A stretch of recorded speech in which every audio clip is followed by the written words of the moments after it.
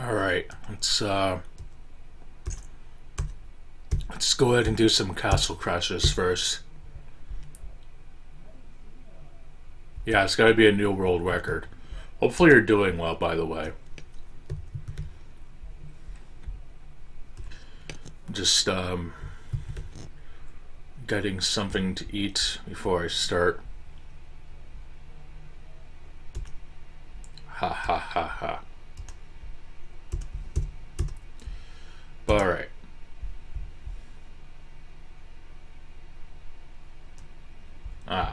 Alright. Well, as a wise sage once said, stay a while and listen. You might feel better. Maybe. It's from Diablo, in case you didn't get the reference. But anyway, let me go ahead and switch over to Casa Crashers.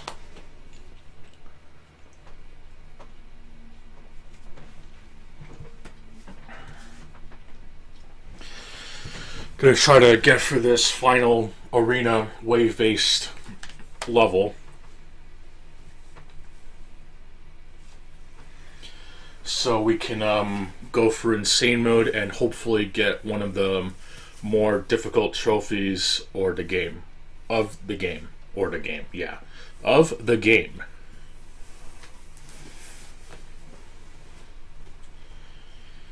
Alright. Let me go ahead and switch over here.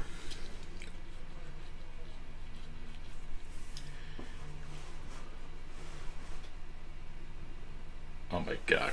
Alright. Let's grab our PlayStation 3 controller. It is a turbo controller, but it will be useful for this level. Alright. Let me just make sure the sound is lowered properly, since the PS3 audio is higher for some reason. Alright. Let's kill some Eskimos for daring to destroy our precious little, how the hell do you say it? The polar bears and stuff, right? Yeah, the polar bears.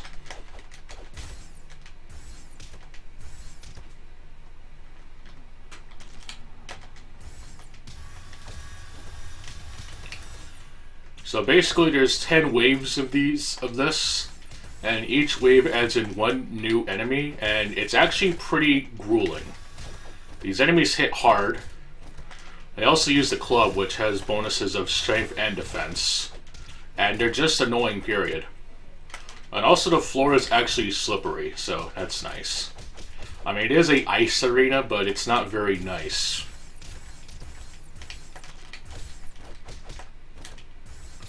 And also, the animal isn't there just for show.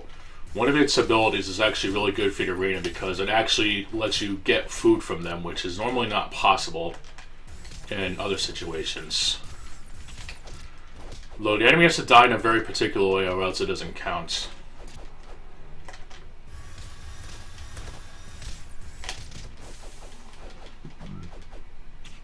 But anyway, hopefully the chat is having a good weekend so far.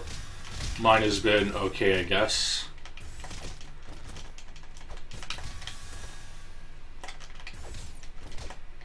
You also only get 5 heals, since you only carry 5 potions in this game, which is actually a lot more annoying than it sounds. Did anybody just have invincibility frames?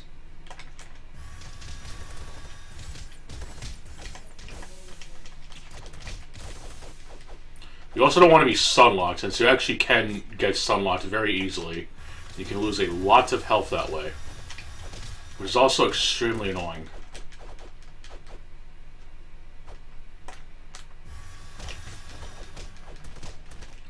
And also, for whatever reason, crap, I didn't mean to do that. Wow, I wasted like 2 potions, I think. I don't even know how that happened. Oh well. Gotta live with the consequences. But yeah, I guess that corner is just kind of messed up.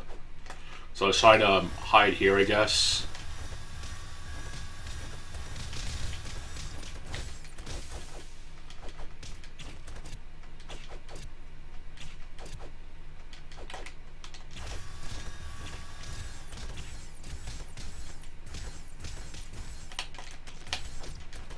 But you really want to make sure that you save your potions as the waves go on.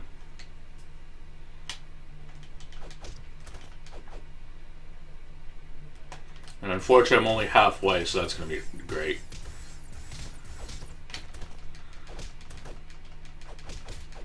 I guess bipolar bear does kind of help, but you really need to have that extra health so you don't waste all your potions.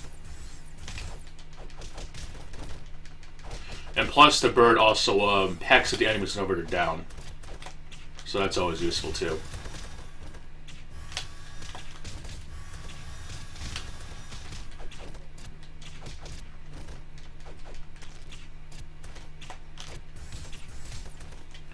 Defense is also a very important stat too, since it basically lets you have more health, which means you can live longer.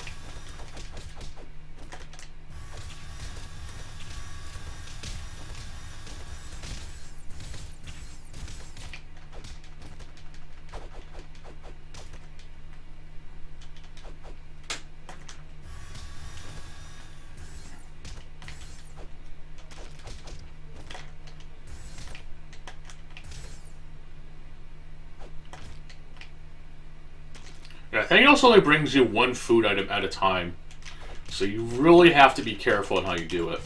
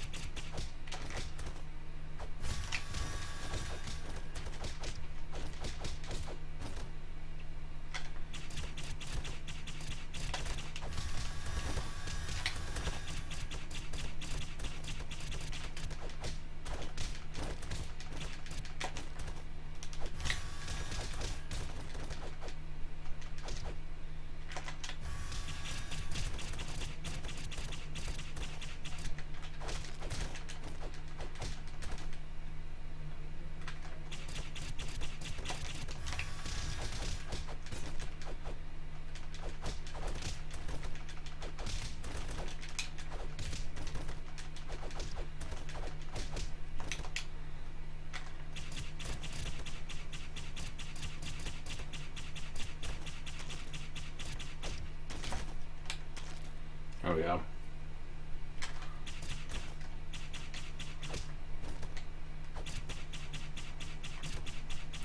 Unfortunately, I don't gain any experience in the arena, but they are worth doing at least once, just to get the characters associated with the arena.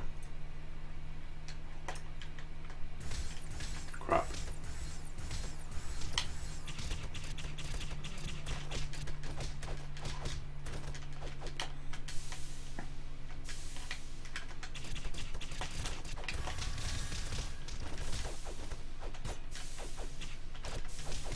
There we go.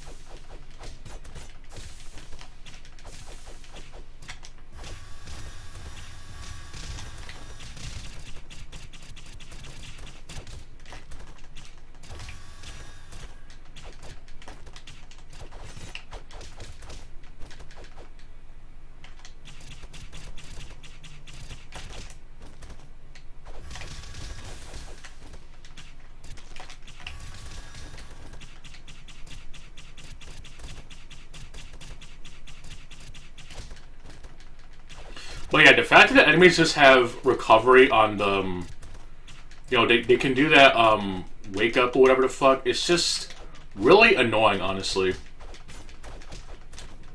They can basically roll and get mad invincibility frames. It's extremely annoying.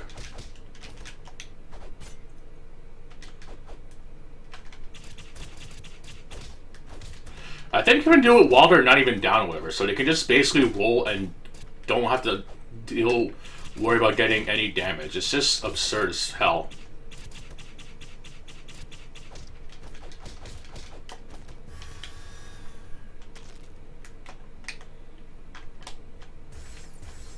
think I'm on the 8th wave now.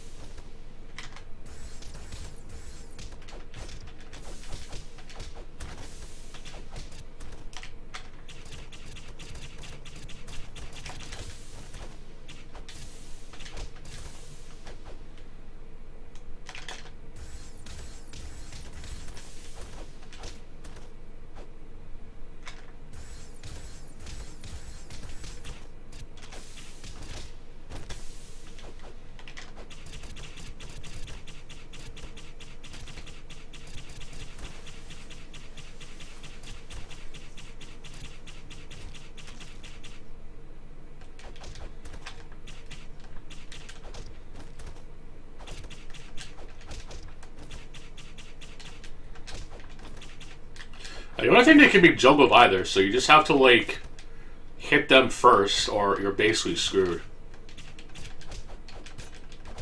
Do you just have hyper armor there?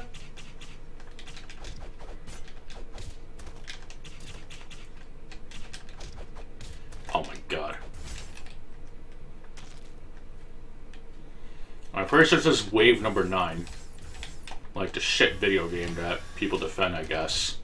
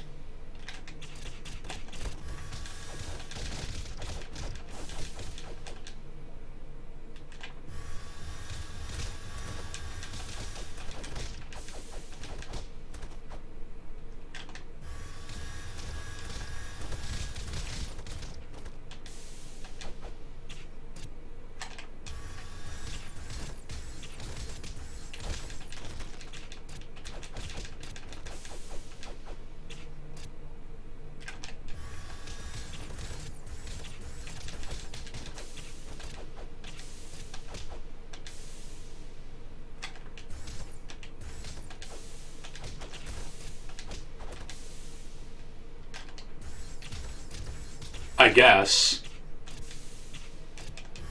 Except if I die, I get this entire wave combat arena again. It's actually really hard, to be honest. I cannot put into words in just how difficult this is.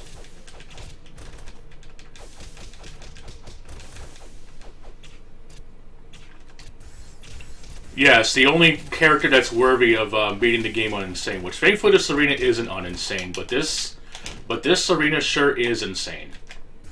And yes, this is the PS3 version, as in, aka the version that has the exclusive content because reasons. And it wasn't even brought into the PC version, nor the remaster, which is very, very questionable.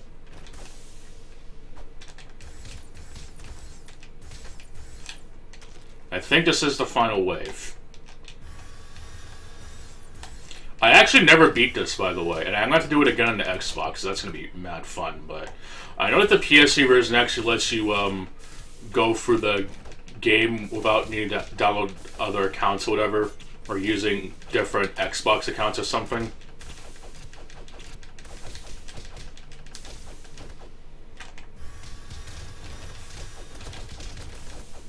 It is a great game, though, definitely. It's definitely one of the better games out there. There maybe are some parts that kind of aged not for the best. But because the PS3 version actually has a trophy for beating the game on Insane, I figure why not take a crack at it. And since it has that volleyball mode that's again exclusive to the PS3 version, and when you go for the game in local mode, you don't have to use different profiles, it might be the better version to grind out, honestly. So unlocking the characters will actually have some reason. Oh my god. Castle Crashers Brazzers, I guess. Browser crashers, I guess. Castle browsers? I don't know. That was bullshit, though.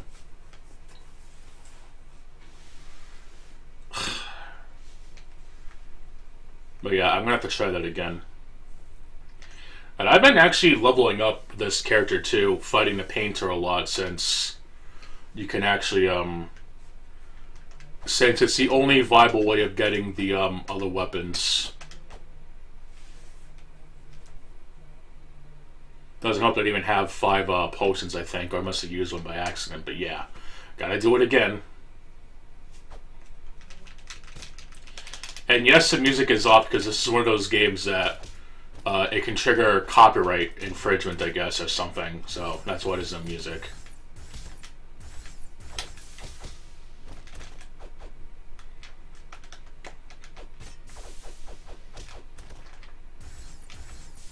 Well, yeah, the enemies have mad iframes when they roll.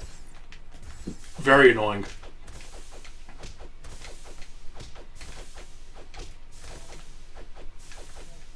I spec'd out maxed out, excuse me, the magic and archery. I didn't put all the points in defense and none in strength.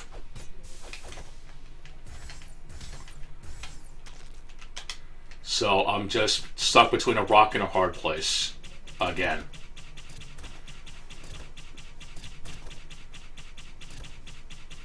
But that's why the last wave is such nonsense, because you can literally just get browser crashers.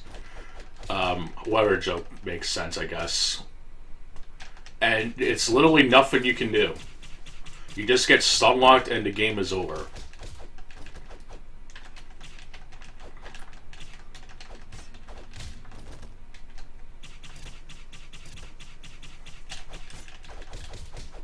The Eskimos just go all polar bear on your ass and you're just kind of dead.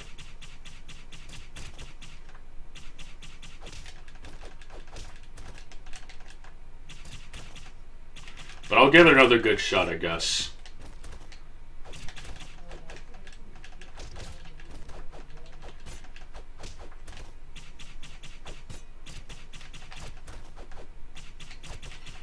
The thing that's even more the thing that's strangely odd is that the wave-based system isn't really that anything complex. Is that one round adds another enemy, but like even just one extra enemy just makes this the more difficult, which is surprising. It's like, okay, first wave you fight 1 dude, the second wave you fight 2 dudes, the third wave you fight 3 dudes. But they have a shitload of health. They're using the club, which just has ridiculous strength and defense. And I'm using the Fire Demon's weapon since it actually gives the best magic buff in the game, I think. And it also gives a critical chance, I guess. For some reason, the remaster felt the need to change the weapon stats and stuff, so some weapons are technically better in the remaster, while some are just outright worse for no real reason. I kind of don't get it.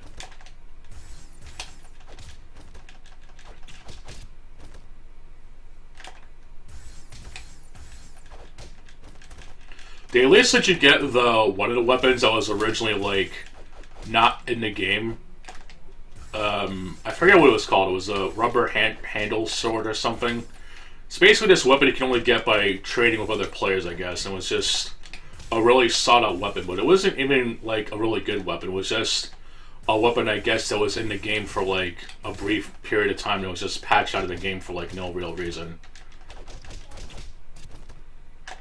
They also did that too with the what is it, the 2x4 and the Xbox 360 version specifically, which makes no sense since in the PS3 version it was DLC and you can get it no problem, but that rubber handle sword is just like this prestigious weapon that is worth a lot, I guess, but in actuality it's not even a good weapon. It's just, you know, it's just a weapon that's only rare because they literally patched it out of the game, which makes no sense.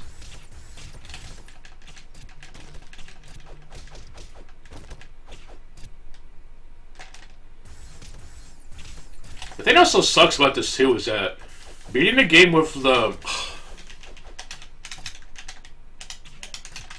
Beating the game with the character Eskimo is the only way to unlock the Brute Dude, who actually has one of the most rare weapons in the game, alongside the Beekeeper. Because there's only two that you fight in the entire game, the Brutes. One at the end of one level, and then you fight another in the Gauntlet of Hell in the penultimate level. And then I guess the Beekeepers, there's like two of them in the flowery field, so they're not as rare, but it is still quite rare since there's only two of them, and weapon drop rates in this game are pretty shit.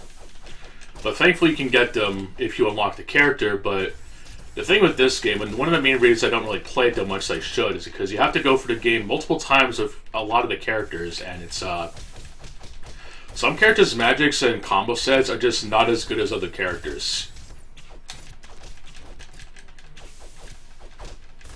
I would much prefer having a completely different unlock system, but it is what it is. It gives Tony Hawk's Pro Skater a run for its money and just how annoying the progression system is. And this game is quite long, too. Okay, it's maybe not like an RPG levels length long, but some levels can take a while. And some levels aren't exactly the most fun in the world.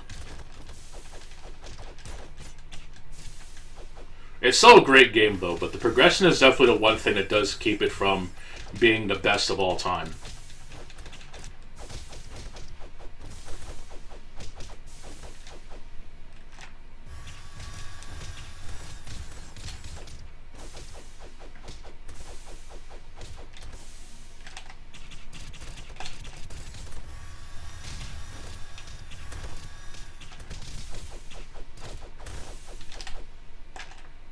I was using a turbo controller, by the way. I don't know if it'll really help or not, but at least I can mash out that spinning move, which at least kind of makes it a little easier to get those dudes off of me. I don't think you can do the rolling maneuver yourself. It's just something the enemies can do, and they get mad invincibility frames when they do it. It's just gay.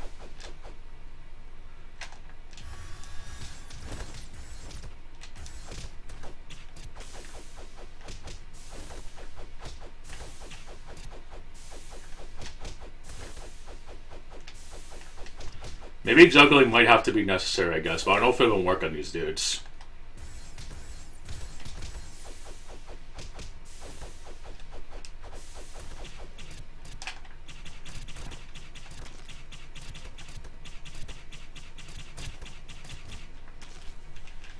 Like, it's just so freaking annoying for this particular wave-based combat arena. Literally.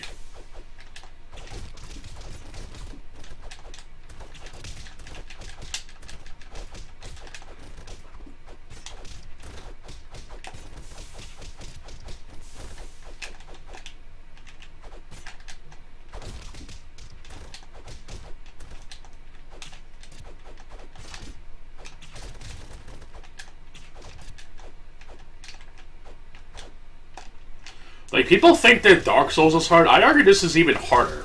Legit. And I don't mean to use the normie comparison, but, like, look at this. You get hit so easily.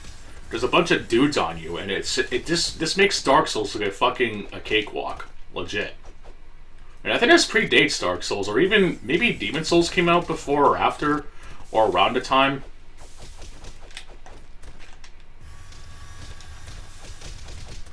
This is on normal mode. I don't know if it would even be worth it to do these arenas on insane mode.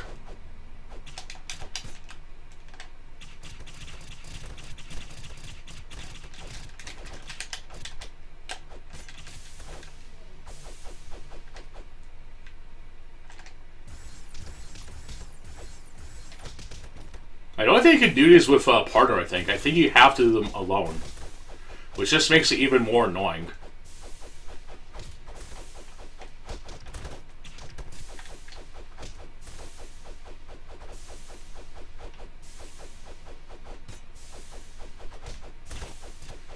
If they can, like, lure them to the cat, I guess, because I know that is one of the strategies that they use is like, oh, you can just lure them to the cat, but it's, I think it kind of works for the 4th arena, the snake arena, but it's, this is definitely some hard tier gameplay.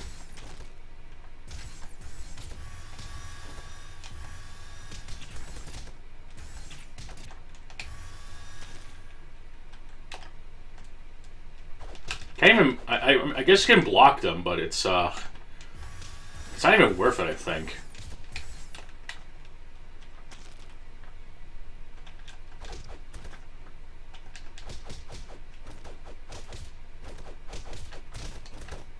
Okay, I'm on the 8th wave, great.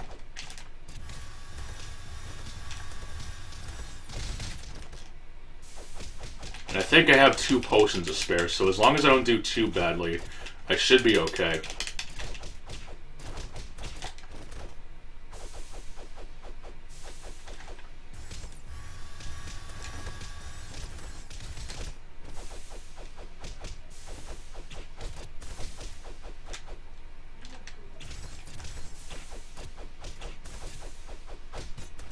I would use the Ice Knight, but I don't have his defense up enough.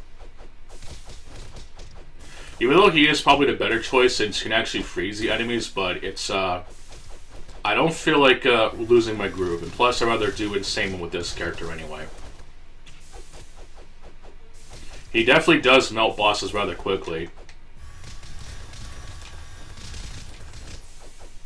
Also makes a pretty good XP farm, though I don't think you can actually share experience, since every time you hit an enemy, you gain literally 1 experience. And if you have the giraffe, you gain maybe 1.1 times the experience. So you can level up slightly faster. B. I would do the finger waddle, but my right index finger is hand printed on that R2 button, so I can spam this shit.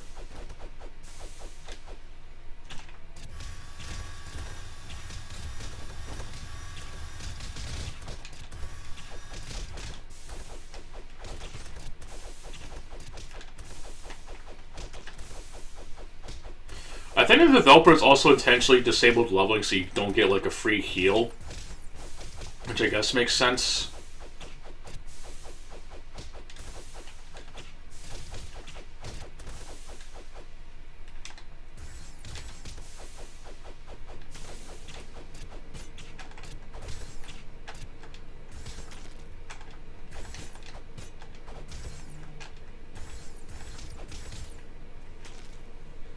Alright, wave number 9, again.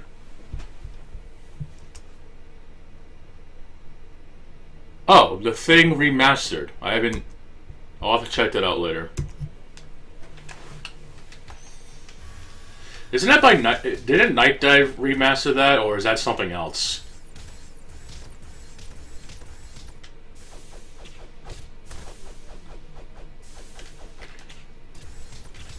Want to give me a rundown of it while I hope to God I don't get mauled again?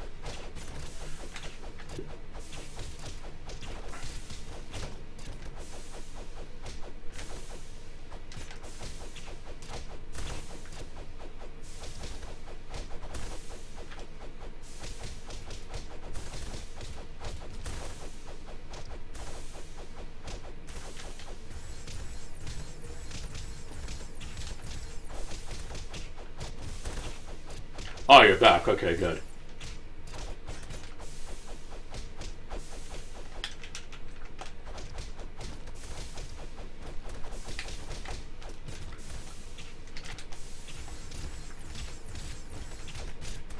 God, I feel like a random Akuma doing that air move or whatever the fuck. Anyway, I saw you posted a review of the Thing remastered. Is that actually any good? Or is it just, Oh, there we go. I guess you do that move, I guess. The aerial, magic. Guess that kind of works.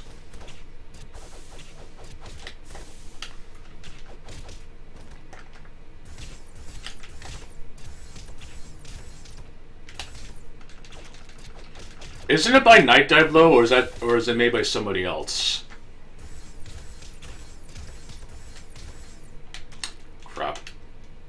Well, here we go. When in doubt, random bombs come out.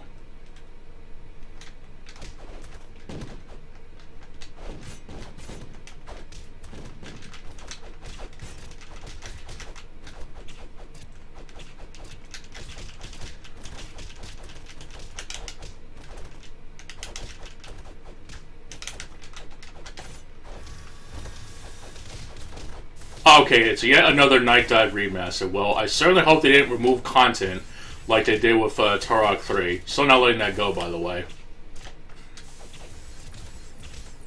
I don't care if the original release was mid. The fact that they removed content for that shit is just unacceptable. Get all the new stuff you want, but when you remove shit that was in the original, that's just kind of blasphemy.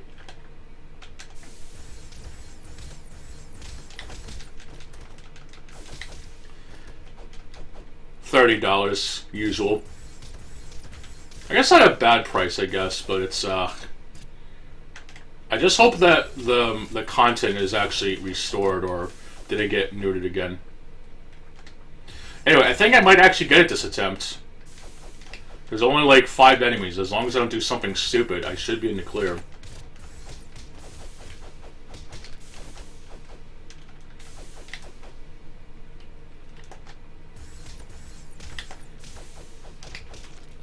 Alright, another one down.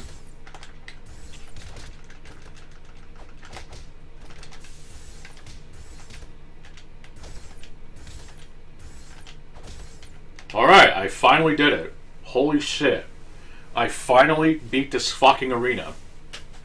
And apparently the Eskimo is apparently a worse, or slightly worse version of the Blue Knight, which is always fascinating. I love it when you unlock a character who already has abilities from a starting character, but is somehow worse, even if it's slightly worse. That's just always wonderful. I fucking love games that do that. It's just so wholesome and heartbreaking that it makes me want to refund my game.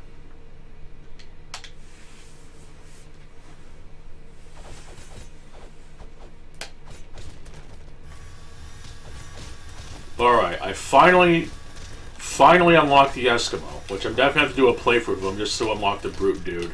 Since there is no way in hell I am farming that character just to get one weapon.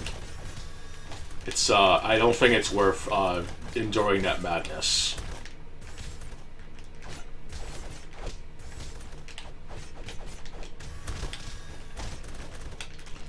I'm not going to go for the game with every single character, but I do want to try to get a good chunk of them.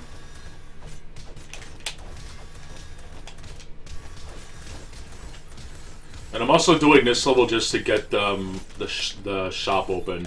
Since for some reason, every time you load a new session of this game, you always have to fight the... You have to fight the enemies before the shop opens. And also on the Insane Mode, you can buy a wooden sword, which I'm pretty sure I already did. It's probably a good thing they let you buy it just in that one area.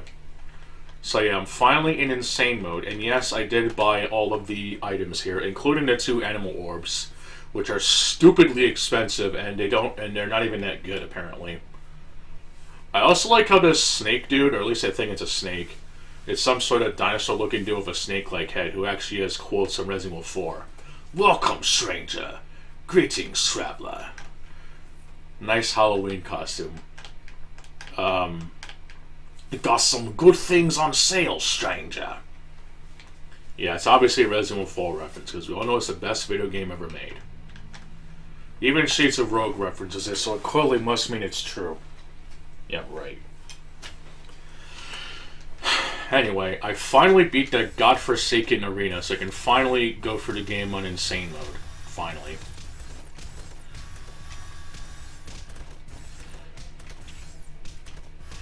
I also did some wikiing, and I found out that some levels have checkpoint levels you have to beat, and if you don't beat those, you basically have to redo a lot of levels again.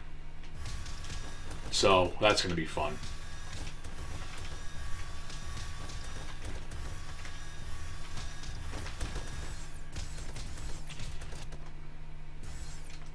But yeah, even being level 45, and I still struggle with the arena, which just goes to show you how insane that shit is.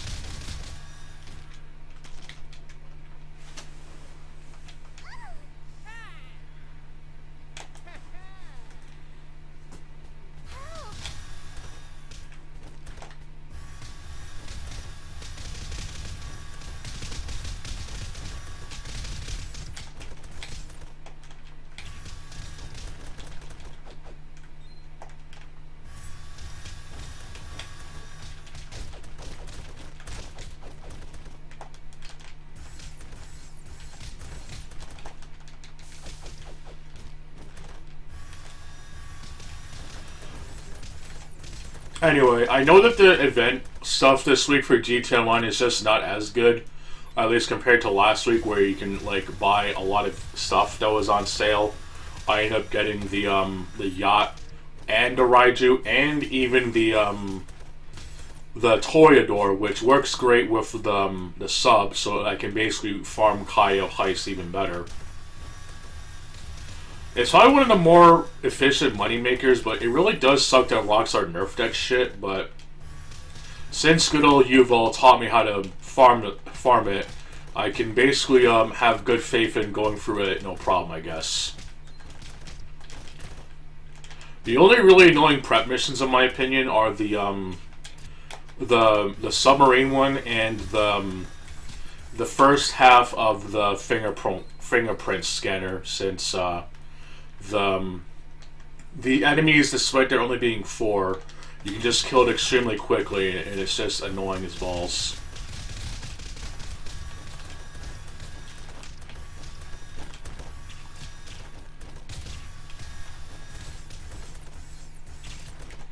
I do want to at least try to get the stealth annihilator. I know it's not as good as Akula, but it does have the luxurious repel thing, and plus I just think it would make for interesting vehicle in some nature, I guess, so why not?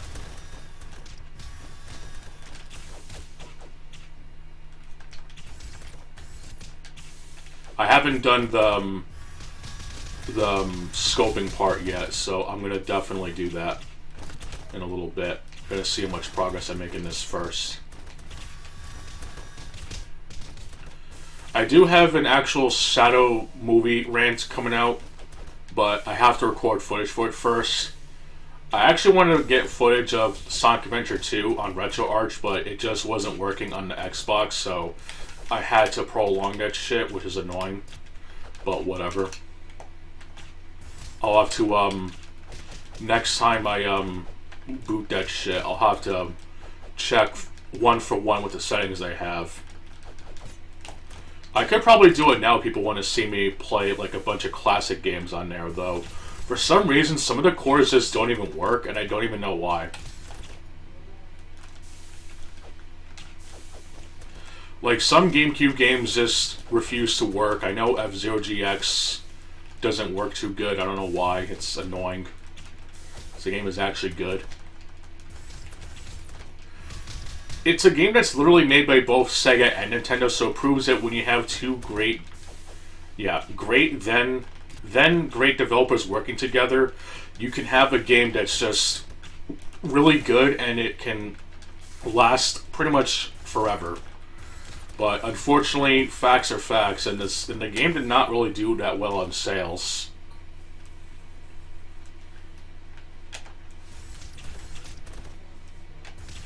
I think it was like the last console release of F-Zero ever made. I'm not counting that shitty Battle Royale because, first of all, it was just Nintendo's shitty attempt at riding the Battle Royale trend again. And it's just basically a reskin of F-Zero on Super Nintendo, but with a Battle Royale mod. It really is nothing special, honestly. And I don't care if Miyamoto said that we're not going to make games unless we can make it interesting. Well, I don't think putting a Battle Royale skin on an old-ass game that only 90s kids remember is anything worth interesting, honestly. It's just so fucking stupid.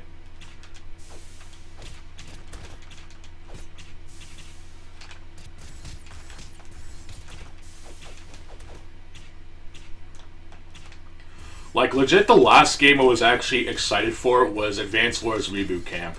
And even then, people dismissed that game just because it had war themes in it and shit. And we had to protect the Russian and Ukraine kids from being bombed and shit. It's just fucking retarded.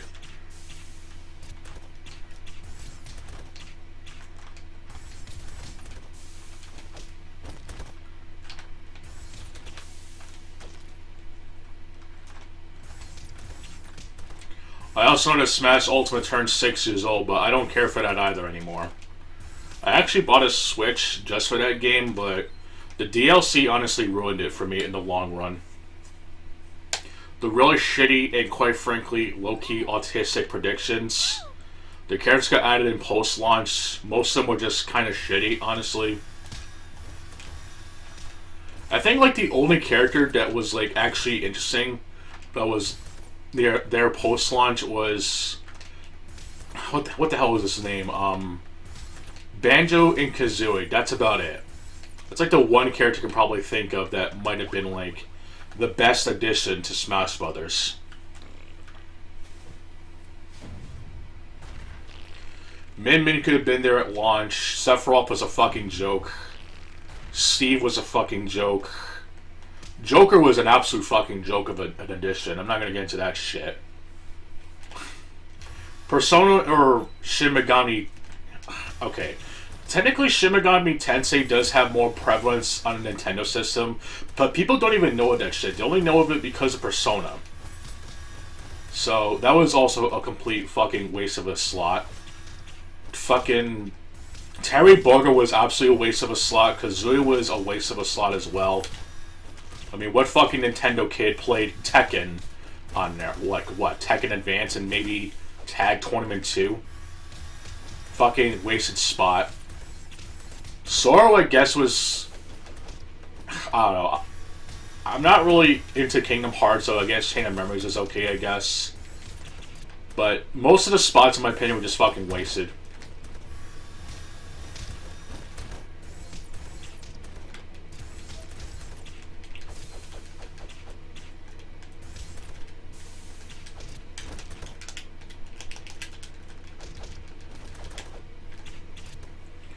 I just do not care for Smash Bros. In that way anymore. And Water Light was also really disappointing. Like, the one time you actually had to play as Master Hand officially, and then you got a shitty boss rush after it, it was just like... It could have ended the game on an absolutely perfect note, and then they just have a final boss rush mode. It was just like... Wow, that's just so fucking stupid. And you essentially fight both the light and dark versions of the character, so it's like... It's kind of like this weird alpha and omega mindset, I guess. But you actually have to play as a character who never really was playable prior to that one point. And you can't even unlock him, too, which I think is just absolute bollocks. You finally get to use the character for one stage in that World of Light mode, and you can't even use him in a specialized mode or whatever. Like... What happened to these fighting games or whatever that have like a specialized mode where you get to use the boss character or whatever? I know it's kind of a really shitty example, but Marvel vs. Capcom did that with Onslaught mode, at least in the Dreamcast version, where you got to use the character in his stage because obviously using another stages would break the game like a twig.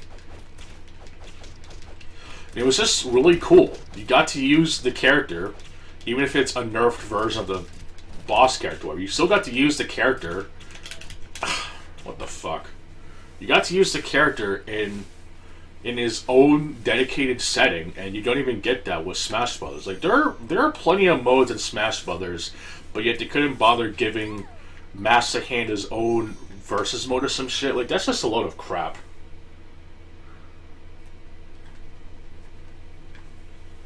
I'm sorry, but that is a load of crap.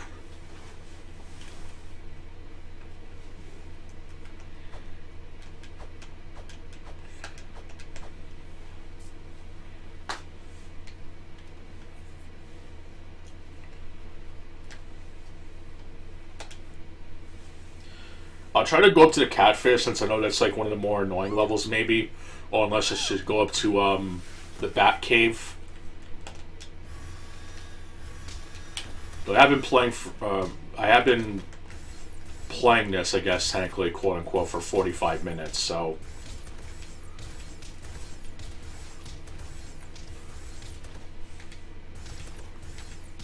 Hopefully the audio is okay, by the way, because I know when I played this on PS3, the output was really high, and it also showed that when I did that rant talking about Bridget and Virtua Fighter 5 Revo and shit.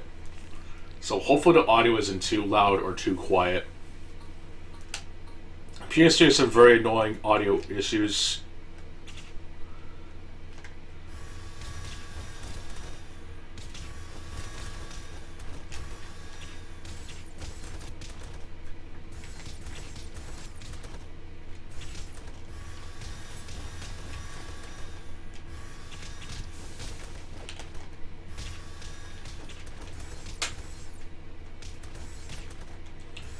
There's also apparently one of the levels in the game where you can actually farm the troll boss.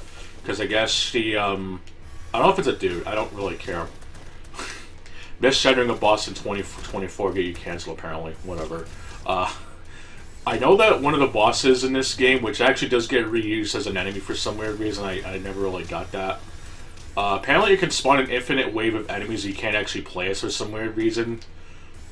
The trolls are actually one of the few unplayable enemies in the game, which kind of sucks, because they're almost shaped like a regular character. It's just that they have a unique dying animation, I guess, so I guess it's probably why they couldn't fit the bill, but I don't know. I always found it to be weird, to be honest.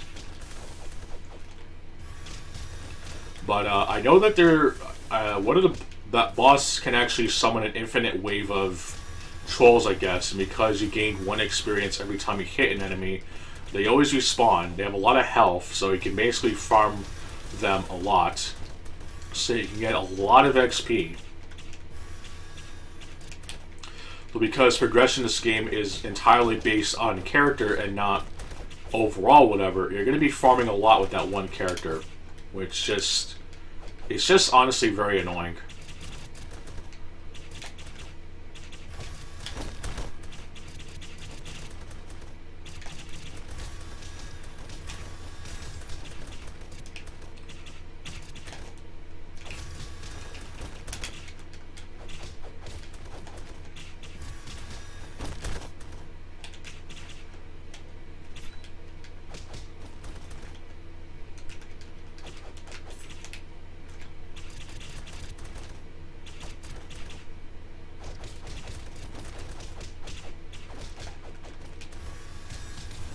Probably playing the game very improper, by the way.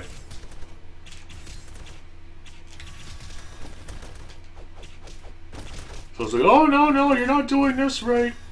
You gotta level up ADP. And I used up 3 potions in the same arena. That's obviously smart.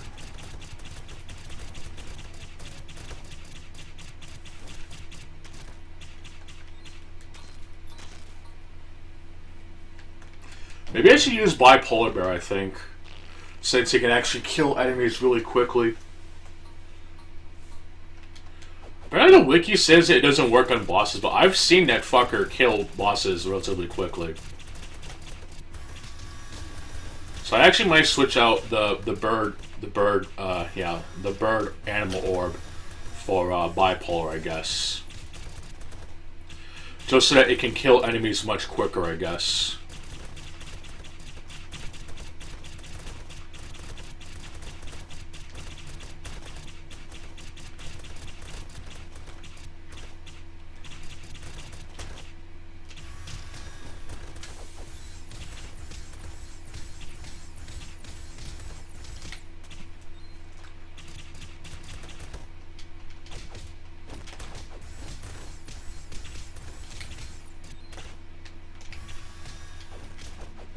Or I might maybe switch him out for the monkey, because I guess the what the fuck? Yeah, I gotta switch animal orbs.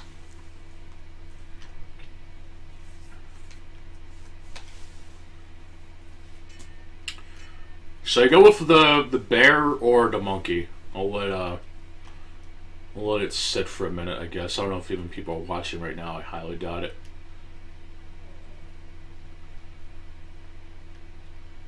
Yeah, the monkey basically has a better chance of dropping items, and it also includes food items.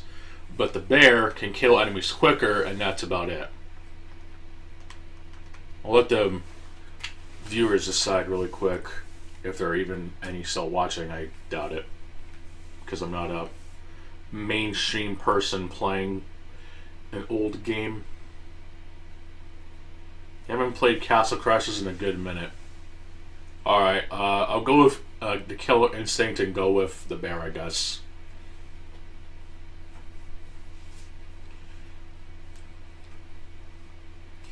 I'm pretty sure their game is on, I don't know if there's like any backwards compatibility issues on PS5. For some reason, it didn't get like a native PS5 port, which is kind of weird. But I know the game is on there, but I don't know if there's like save data transfers between the PS3 and PS4 version. I'm gonna go ahead and assume no.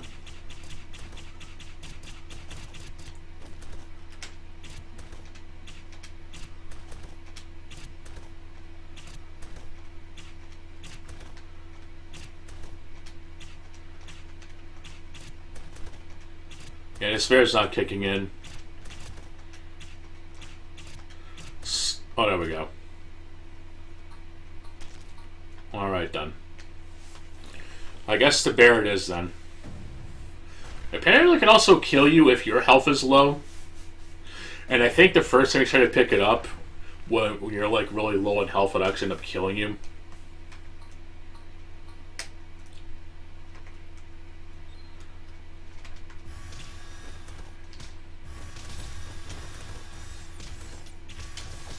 But yeah, I do think the game is good. It's just the progression system in this game is just really horrendous. If the game was maybe shorter, it would probably be a lot more tolerable, but also make the game a lot worse, honestly. So it's kind of one of those things where if you really like the game, you're going to get a lot of mileage out of it, but otherwise it's just going to be really annoying.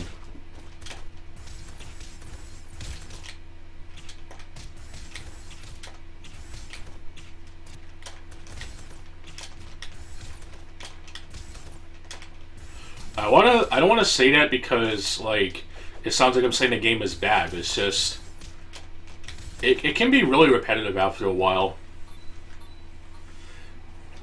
And, like, there's a lot of characters you can unlock, but they all involve beating the game, and it's just, like, it can get really time-consuming in a bad way after some time.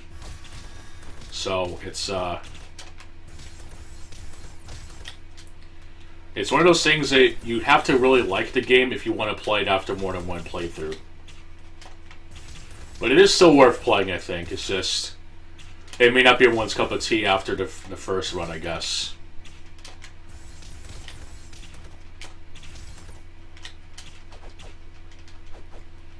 Anyway, speaking of disliking stuff, hopefully the X-Defiant rant and stuff I made would be of interest to some people. I actually noticed that you commented on it.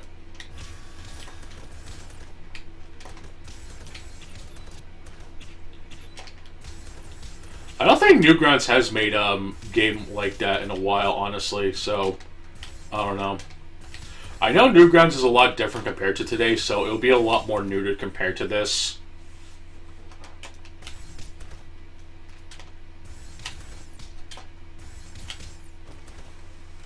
So as with a lot of things, I think it would just be fine if there wasn't like a sequel or something, so that its name wouldn't be tarnished, like with Elden Ring. As shit as Gale was, at least the fight ended on a good note for the series, and it could just die and move on. But no, we have to keep the hype train going, so we have Elden Ring. So there's probably going to be a sequel to Elden Ring, and they're probably going to implement Soul Memory in a sequel. I bet that'd be so fucking funny.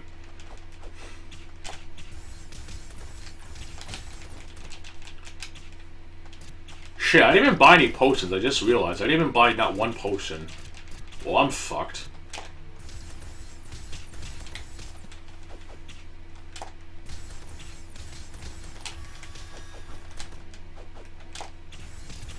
I keep getting this damn animal, dude. Get out of here.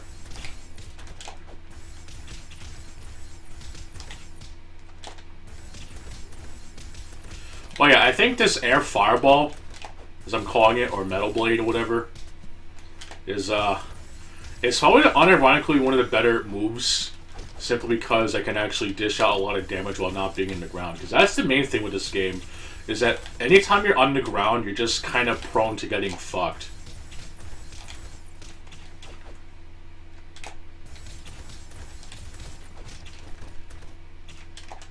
Yes, except in my fight, I mainly used toxic wall for the toxic poison for the wall, and the fight was turned into a complete joke. Legit, Gale's AI just like turned itself off, and you can just like poison him. It is a ridiculous hindsight, or whatever you want to call it, ridiculous glitch, or whatever you want to call it. His AI just like turns off, and you can just use toxic mist and just win the fight that much easier.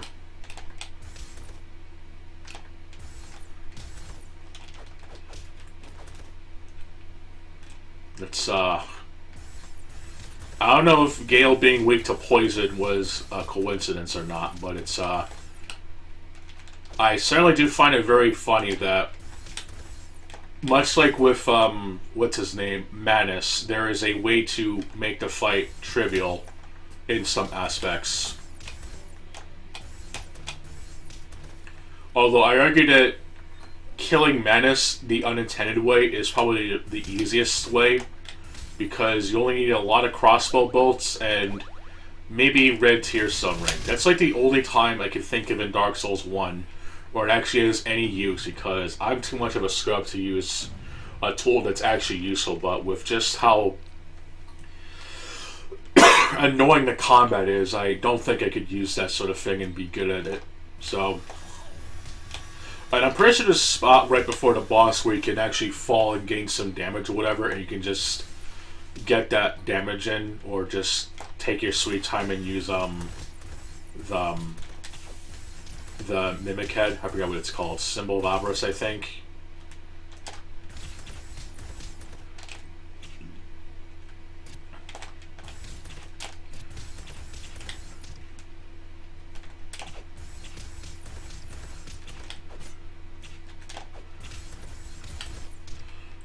But yeah, I really felt that Dark Souls should have just ended after that, honestly. Like, there is no possible way that you can continue after that. And then you get George R.R. Martin, who couldn't even finish his own series, to work on Elden Ring, which I think is just hilarious to me. But whatever.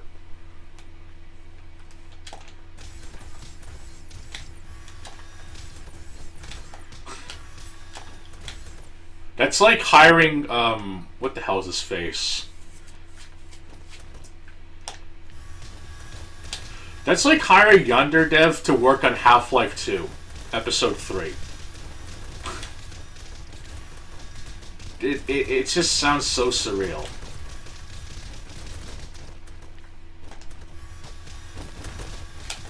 Yeah, I know how to think of that one, but still, it's, I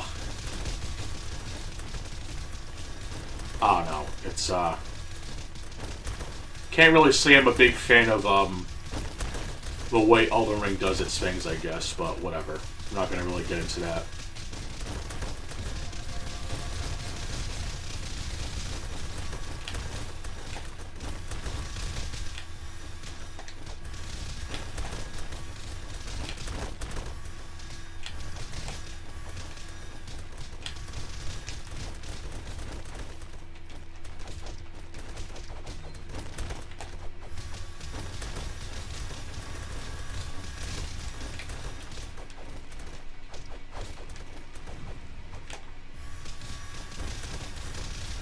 I also feel like Dark Souls 3 is like the Metroid Fusion series, where the game is kind of linear in a sense, but there's still plenty to see and do. So I would rather go through that than play Elden Ring any day of the week.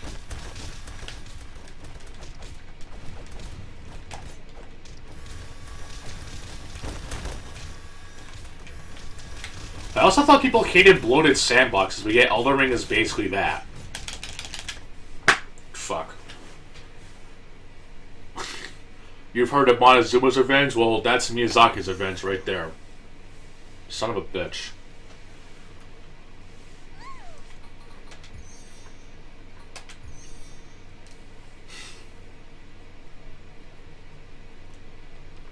But yeah, I really should have bought potions, to be honest.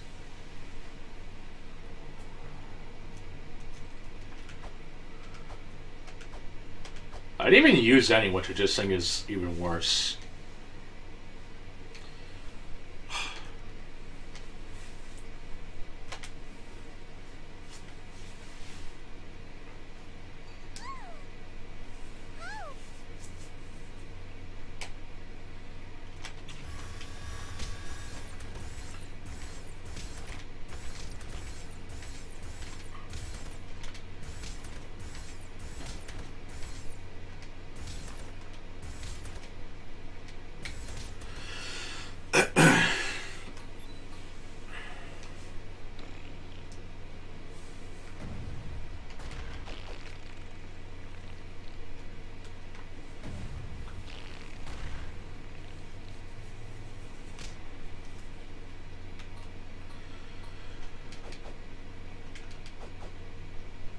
I actually really wish that Dark Souls had like a LAN option so that people can actually play the game in the long term. Like, imagine if they had like actual working LAN. You could have like what Armored Core did for its tournaments and stuff. Like, it could actually be like really good. Like, that would actually be like the best shit ever.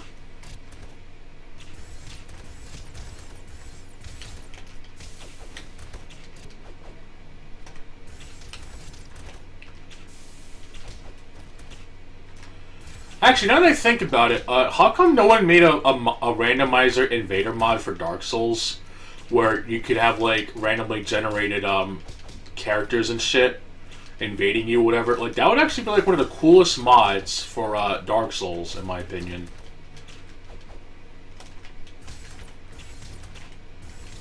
Like, imagine like an invader mod, but actually having the characters randomized and shit.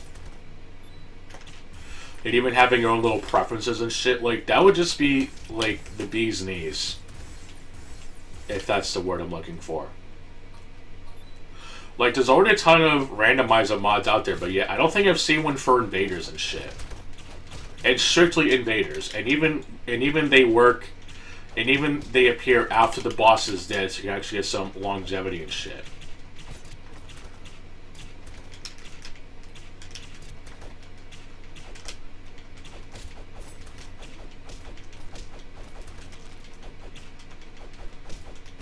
I think they give the game a lot more replay value, honestly.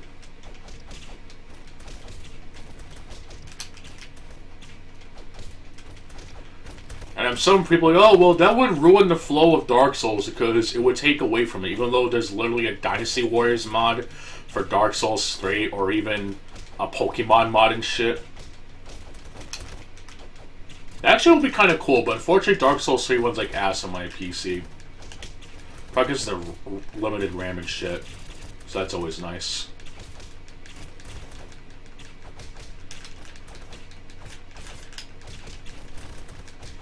Alright, you take your time.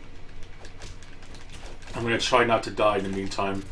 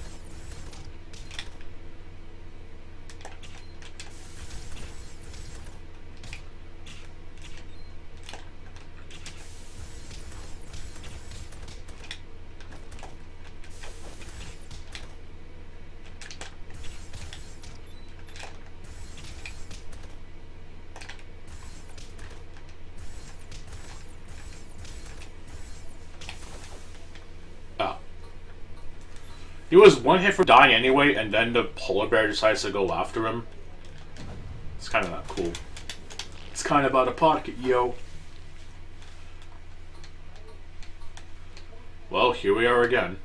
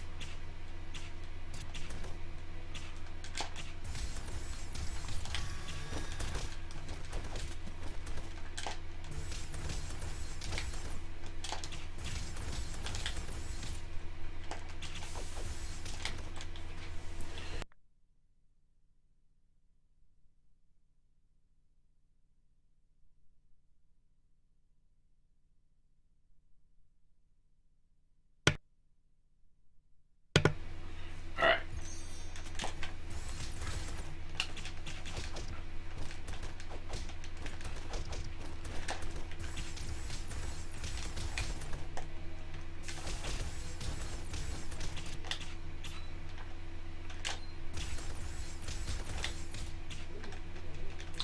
I'll probably switch out to the monkey in the next one because I don't think that the bear is going to really help.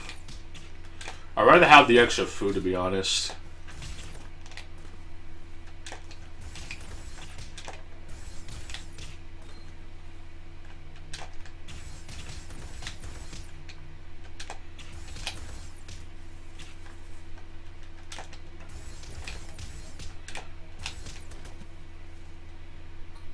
Alright.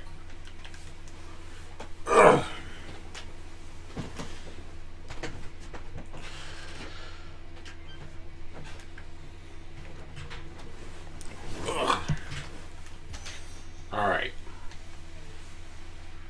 Really would like to get past this part, please, game, please. I've only used up 2 potions.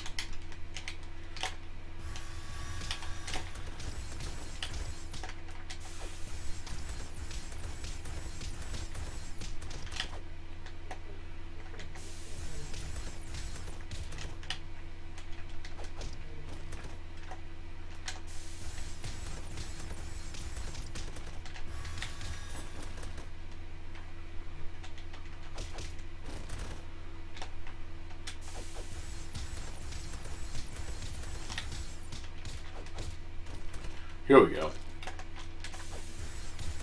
Chicken. Alright.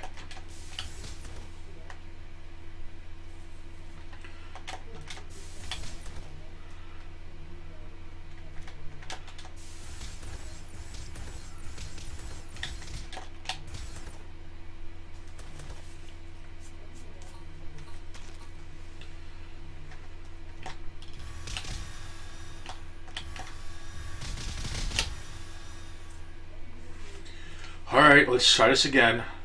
Again.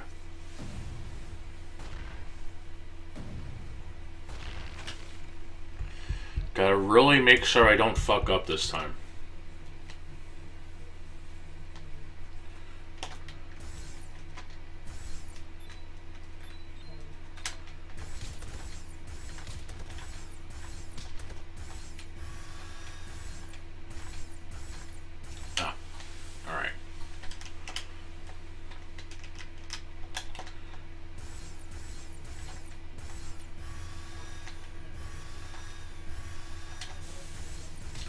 I love how this enemy is just like invincible until you start attacking, or until it notices you, I guess. It's...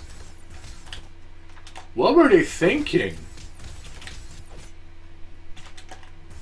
It's like one of those 4chan posts where people like, what were they thinking with this? Or what did they mean by this? Yeah, I think that's the one. What did they mean by this? It's just some stupid bullshit, to be honest, but whatever.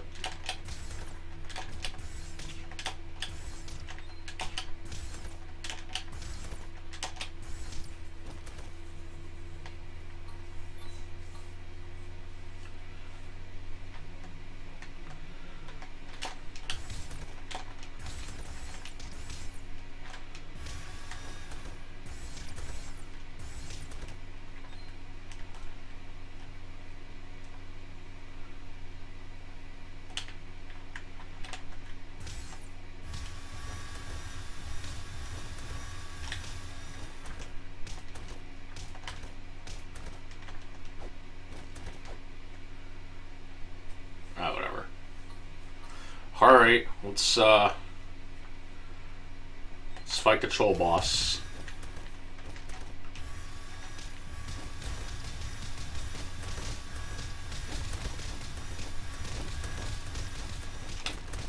Fuck.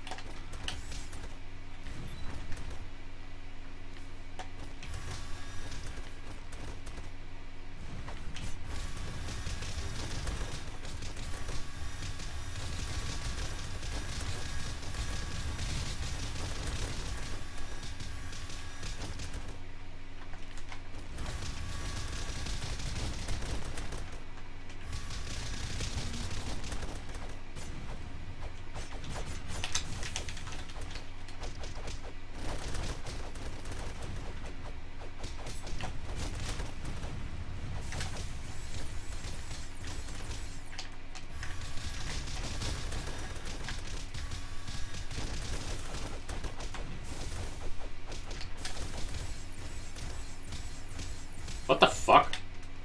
Look at the graphical detail. Shit.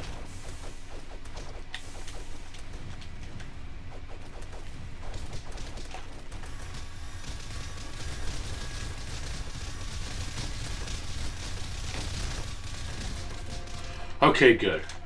I got that level up.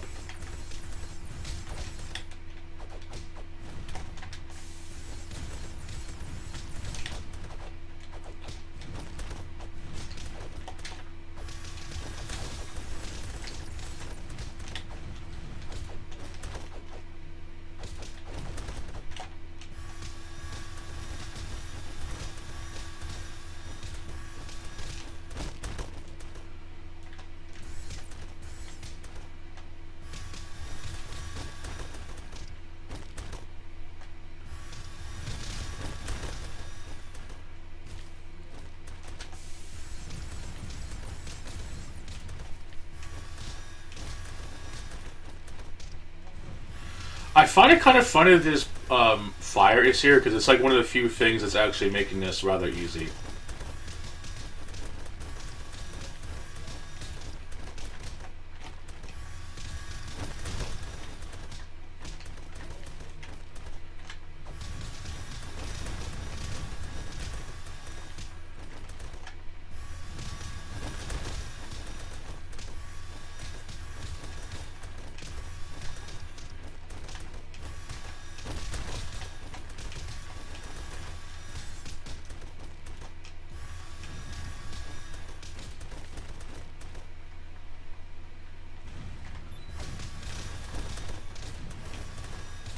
Alright, he's gonna survive a little bit longer. I'll be good.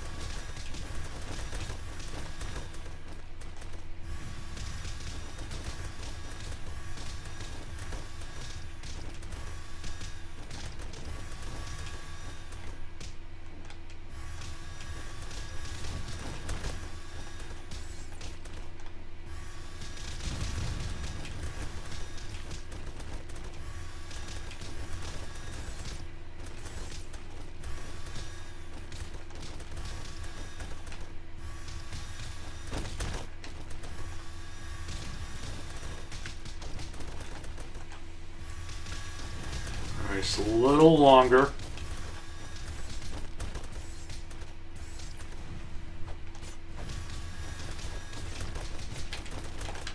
Shit, I gotta be really careful now.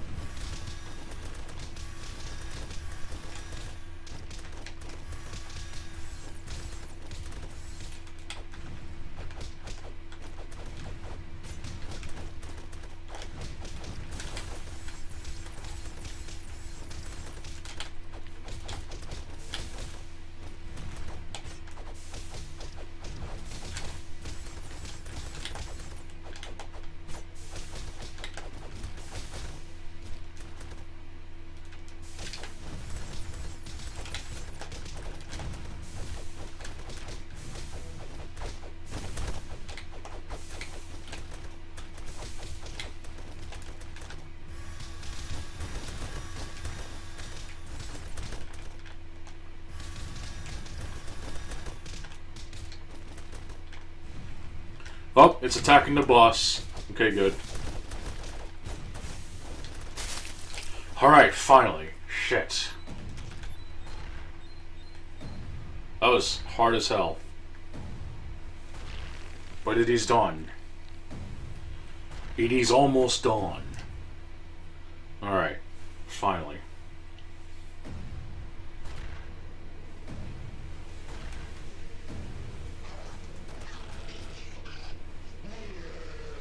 Oh no, it's the Master Troll, I guess.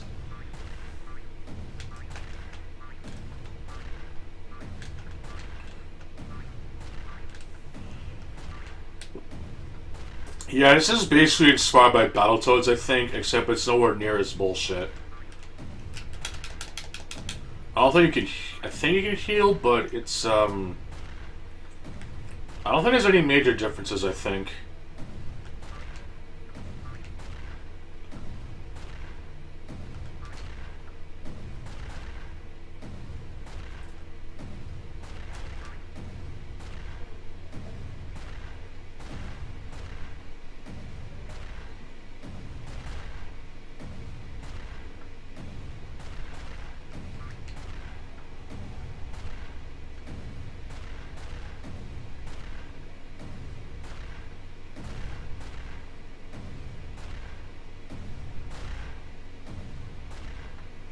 Yeah, this sequence is, really nothing to write home about, honestly. It's just move up or down a couple times, plus jump, go through the light door, I guess. It's, see, look, it's already over. Really, really stupid sequence. I don't like it.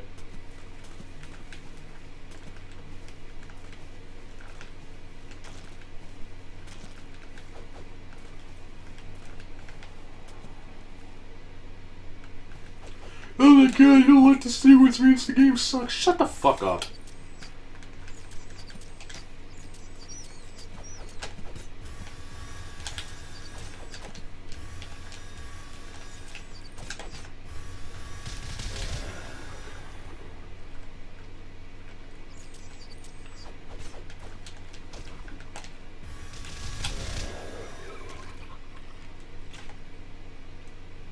At least this part's kind of good, though.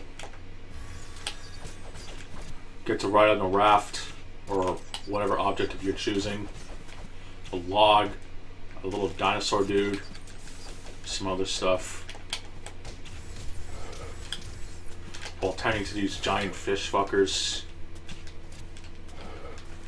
Get to ride on a shark. If I can fucking get to it. Or a fish. That works too.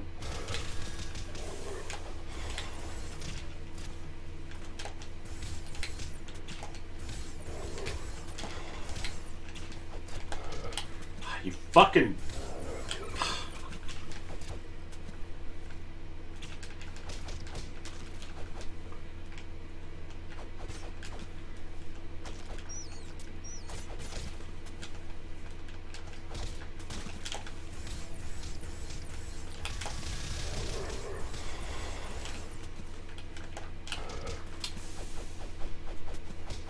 Well, yeah, once I fight the catfish boss, I'll probably stop.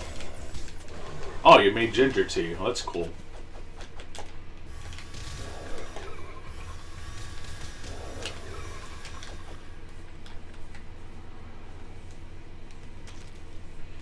Okay, so this boss in Insane Mode is known for One Punch Man, or whatever you want to call it. He can basically kill you one hit with his cat punch. You've heard of Falcon Punch? Well, this catfish can cat punch you. It's also really important to have the cannonball hit, because it's, if you don't, you're kind of screwed.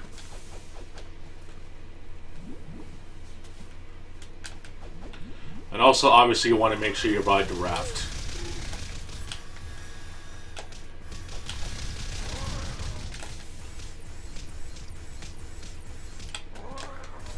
I like how his little sun thing is,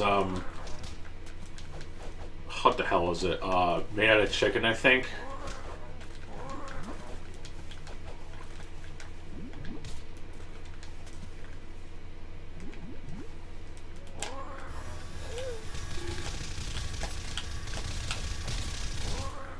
Wow. Huh. There's some move that he does that, like, punches you and you're basically dead. I think it's in one of the later phases. But that's actually another thing with this game, that most games that they wish that they can do proper. When a boss reaches a certain threshold, they start doing different shit. Even with the mini troll boss at the beginning.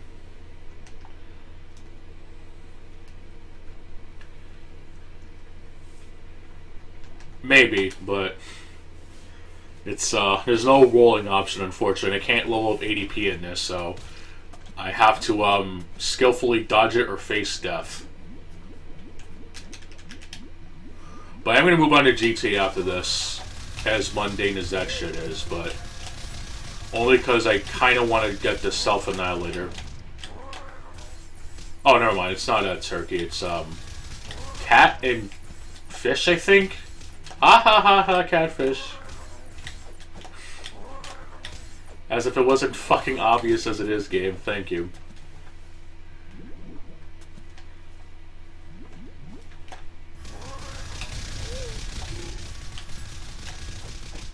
Oh yeah, you can block it. There you go. Well, shit. Well.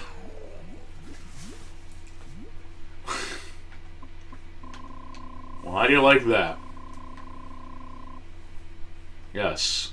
4 extra experience points from over the coveted 420 amount. Yeah, I got the most useless character in the game. Literally a reskin of another existing character. Alright. Okay, let me check the checkpoint level list, because I know that when you do certain levels, you have to clear others, or else you have to do quite a bit of them. And I know at the end of the game, you basically have to beat the gauntlet level, the Wizard Castle Interior, and then the final boss to basically finish the game. So let me just check to make sure that I cleared all the levels up to this point.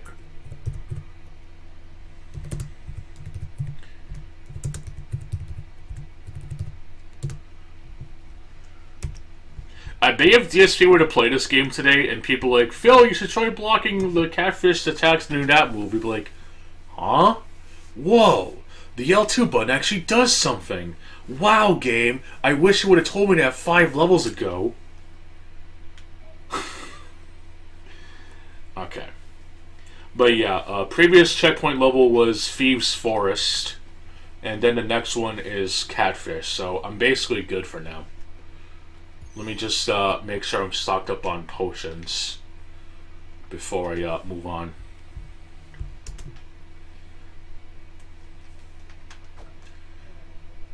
Yeah, I should be good. But yeah, I made a lot of good progress in this, so I'm very glad about that.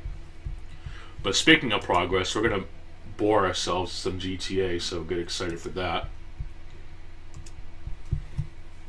Actually, I clicked on the wrong thing.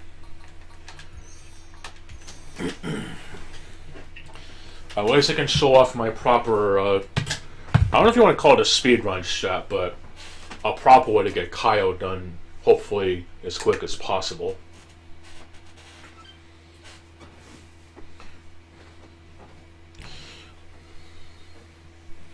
Sword of the Vagrant. I'll have to look it up.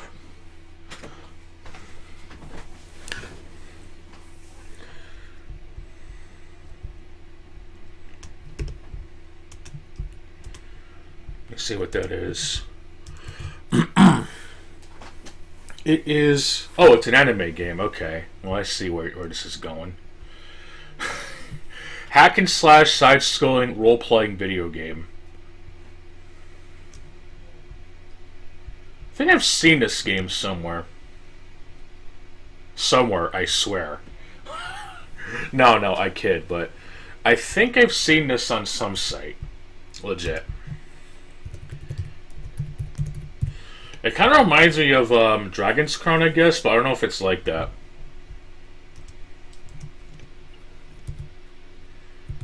Oh yeah, Vanillaware. There we go. Yeah, I was gonna say it definitely does remind me of Dragon's Crown. That game should get released on all of the systems. To be honest, that would be like the greatest shit ever.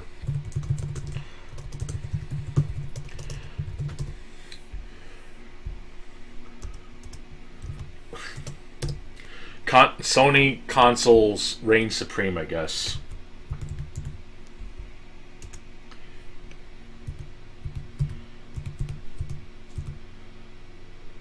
Apparently on PC it's called The Vagrant, but on the consoles it's called Shadow of the Vagrant. I don't get it.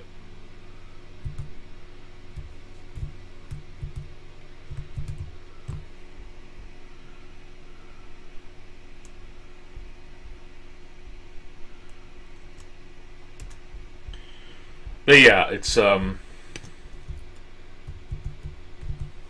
yeah, it's definitely a great game, and it's a great co-op game to play with the misses if you're into that sort of thing. I think Japan got this Japanese exclusive DLC. I know it sounds really redundant, but I know it has cross-save between the PS3, the Vita, and the PS4 version, so if you played it a lot on the Vita, you can continue your save on there. So that's actually really cool. It's sort of the closest thing to getting the arcade experience at home, but also having a role-playing system that's more fun than playing, like, Helldivers. And yes, I actually bought the original Helldivers. Though apparently the PS3 version actually has better local multiplayer than the PS4 version, since you can actually use just one PlayStation account, whereas if you're playing PS4, you gotta use multiple ones, which makes no fucking sense.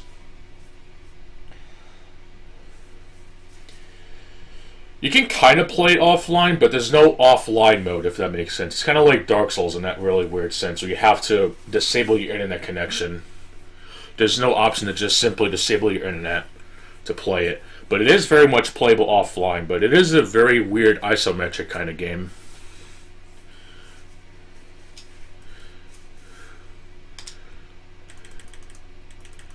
It doesn't really seem like it's anything too promising, to be honest, but to give it credit, you can at least play it offline. It's just one of those games that it's only really fun if you want to grind that type of game.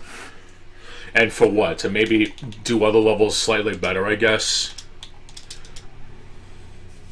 Kind of reminds me of a more lamer version of Earth Defense Force, to be honest. Oh my god, it is actually wholly based.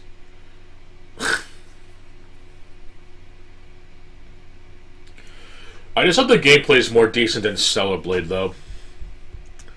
It's kind of weird that a game that's like really the tits right now is a game whose name doesn't even deserve it. It's just yet another Souls-like, so I kind of don't give a shit.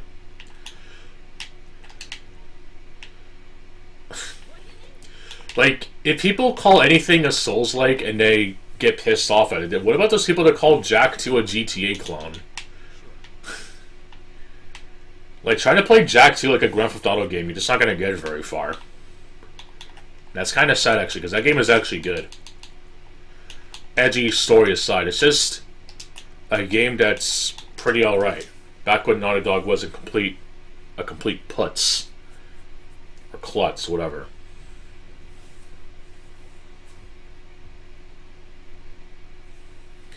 So I never got to play the third game during my youth. Let me go ahead and switch out to Self-It. Don't really need this right now, though I might switch it out later.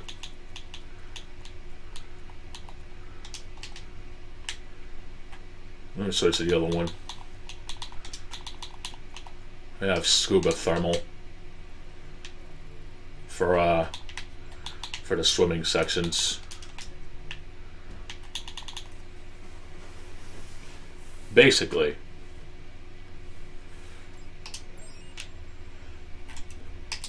But I still like playing Jak 2.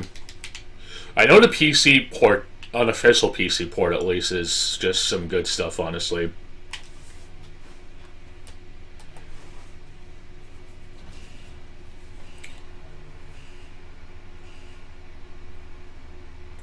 But yeah, people who try to play Jack 2 like a GTA clone are just not playing it correctly. I'm sorry. I know the driving bits can be annoying, but it's not made to be a GTA game. If anything, the original level stuff design is in the the stuff outside of Haven City, I think it's called. With the platforming bits. So it turned out the Jak and Daxter games kind of play like Crash Bandicoot in a very weird way, except you have a roll and a punch. The kick move that Jak does is basically Crash's spinning attack. And they can wield guns in the second game. I know they upped the ante on the number of guns you can use in Jak 3, but it's I know the story in the game is kind of weird compared to the second game. I know they did Jak X Combat Racing, but that game unfortunately had a really bad bug that would give modern games a run for its money where it would legit corrupt your memory card or something. And they had to re-release the game just to fix it, which is kind of shitty.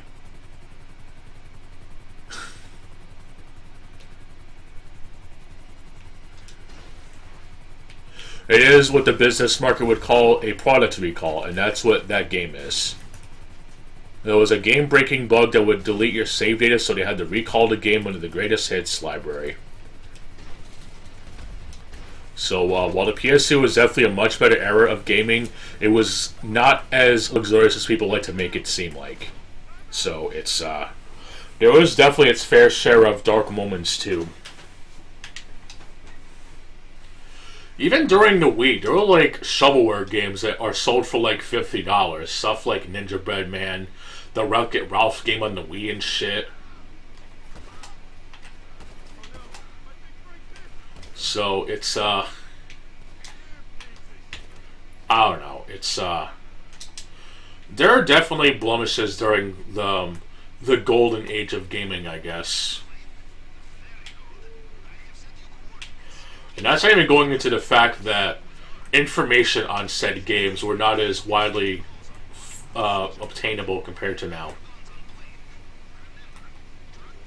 Either just had to figure it out or get it through word of mouth. So it's just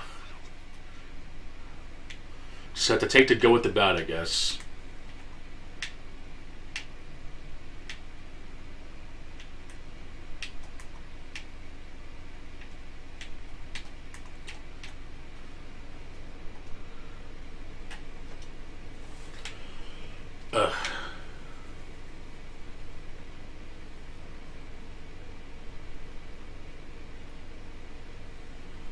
Oh yeah, the console wars are fucking stupid. I never really liked it, to be honest. I just think it's fucking stupid.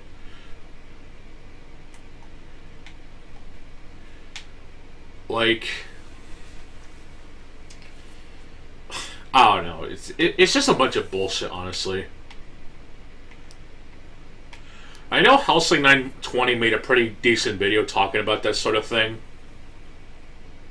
Unfortunately, he's no longer around, but it's he actually did make a fairly decent video breaking down the pros and cons of the Xbox 360, the PlayStation 3, and the Wii, and of course PC during their heyday. I can link it on Discord if you're interested. And it's not some biased shit either you find with like people doing the good stuff. Like one of his points, like with the console part compared to the PC, is that you have the game, you have the system, you're all set. But on PC, if your machine doesn't meet the requirements, you try to run the game, it may not work. So you just buy the game and you're pretty much set. One of those things, I guess. And of course, back when the PS3 was, the PS3 had to pay for online, and you still don't have to this day, which is honestly surprising. Then with the Xbox 360, I'm pretty sure one of the points is that I think it had a much better user interface compared to the PS3. Mainly due to the fact that if you want to do anything in the PS3, you have to quit the fucking game, which I think is dumb. I know the Xbox 360 allows you to play music for your media player or something, and that didn't cause the game to quit. And even with the PS3 having a similar feature, only a handful of games work for it, which is kind of stupid. It's like, I remember playing Saints Row 4 on the PS3. It's like, okay, I want to listen to my own music, but it's like, Sony says, nope, this game does not support custom music, but apparently Sonic 4 Episode 1 does, which is always phenomenal. I know the biggest problem with the Wii, though, is that a lot of games that were released even on other consoles, that they always forced motion controls. Like, one of the games that I always found really interesting, but I know is just not really that good, is this little gem on the Xbox 360, and got a really weird PS2 port called Looney Tunes Acme Arsenal. It's basically a dollar store version of Ratchet and Clank with linear levels and stuff, but playing the game on Xbox 360 is kind of tolerable, but playing it on the Wii is just so horrendous since you can't even use a standard controller and you have to do motions, just do like double jumping, and it's just obnoxious as fuck. Not saying the game is good, but it's like when you're using a controller, the game is kind of playable. With the Wii mode, it's just annoying as fuck. Also, doesn't even help that later Wii models completely ditched the GameCube compatibility, which is annoying as fuck. And it was just, I don't know. It's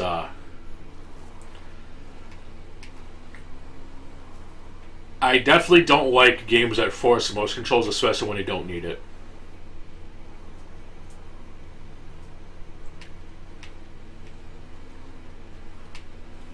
If I'm being honest, the only times I've had Saints Row the Third on PS5 crash is when I use the Australian voice. I think it's voice number 3. I haven't run into many game-breaking bugs after changing the voice, but I don't know if playing the PS4 version on PS5 is any better, but that's about the only legitimate game-breaking bug that I found, which admittedly does suck. But I know that when you change the voice, the game is playable. I don't know what's up with that, but I haven't ran into like serious issues beyond that. I really hate how they changed the character models, but aside from that, the gameplay is pretty much one-to-one to the original, so I wouldn't say it's that bad, but I do question its purpose to begin with.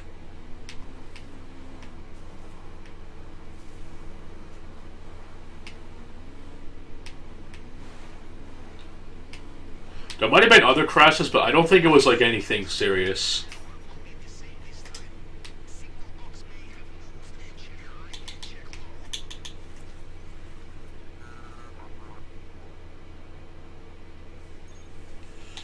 Yeah, unfortunately, Saints Row the Third and a lot of Grand Theft Auto games like that, they don't really have a way for you to replay missions unless you start the whole game over or just use download various saves. I just never really liked that, to be honest. I think the Ballad of Gay Tony was the first Grand Theft Auto game to let you replay missions without having to start the whole game over again. But that was still a DLC, mind you. A standalone DLC at least, but still DLC nonetheless.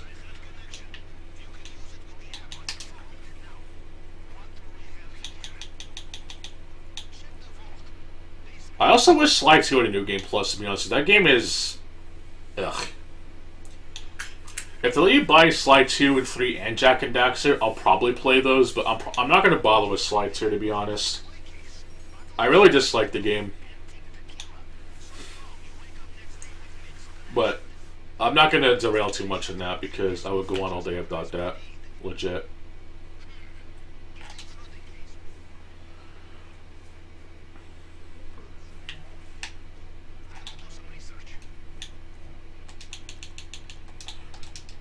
But yeah, people are really annoying about Saints Row 3 and 4. I'll definitely admit the story direction compared to Saints Row 1 and 2 are pretty bad. But it's not the worst thing in the world, I don't feel. Maybe it might be biased there, but compared to what people have to deal with now, like with Abby or whatever, I don't think it's as bad as people made it out to be.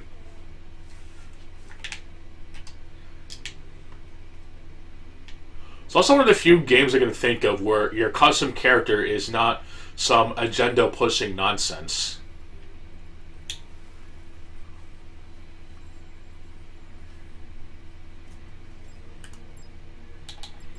Like, you can make boss however you want, and that's it. It's not this weird shit that people like to flex about, I guess. It's just your self-insert, I guess. With lines that are different depending on what character voice you select.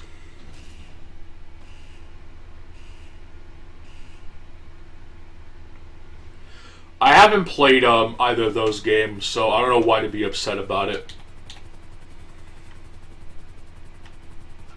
I think one of them is a mobile game, I think, or something. I don't know. I know there's decent free-to-play games, but I don't know. It's there's a reason I don't care for those sort of things. I know Brink went free to play, but people don't play that, unfortunately. And I really wouldn't call it free to play, it's just that they made it free for everyone, but you can still play the game as is. The game is definitely faulted to a massive degree, though, but I actually really enjoyed making footage for it.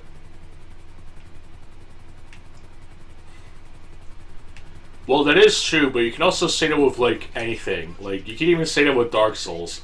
Dark Souls is fun with friends until you get yelled at for using mechanics that the game literally tells you about. How dare you summon in this game? When I play Dark Souls, I don't summon for anybody. Okay.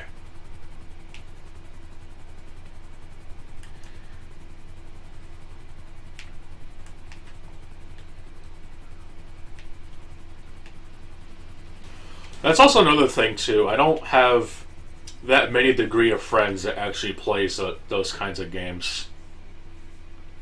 Says the person playing Grand Theft Auto Online as I'm speaking, but at least can play the game mostly solo. So, it's, whatever.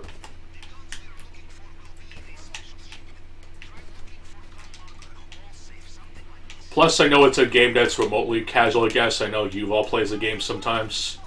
Hopefully he's doing good. But that's mainly about it. I don't consider grinding in Call of Duty to be a good use of my time. At least with something like this, I know I'm getting something out of it and I can learn something, I guess. And maybe do it a little better each time.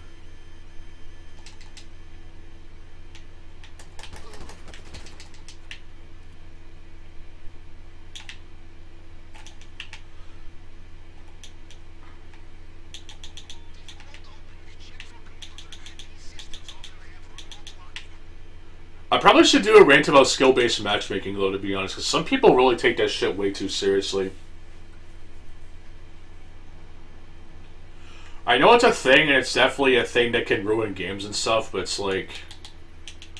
I also know that I'm not exactly the best at stuff, but asking to deal with the stuff that people have to deal with, whoever, is just weird to me. It's kind of why I stopped playing Black Ops 1, because I just wasn't having fun with the game, first of all. At least the game, to a point, lets you play with the server that you jump into, but I just don't care for games like that anyway. Like, if I'm not enjoying the game, or I'll just stop playing it for the day, or if I'm really annoyed by it, I just stop playing it altogether. People can also quit while they're ahead, but I guess I don't know about that either.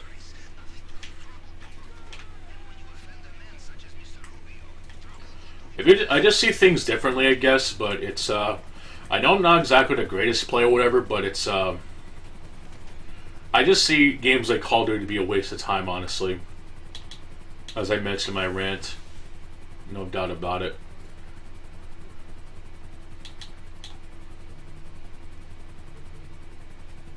I don't even enjoy playing against random people anyway. Like, I don't get fun and excitement out of that.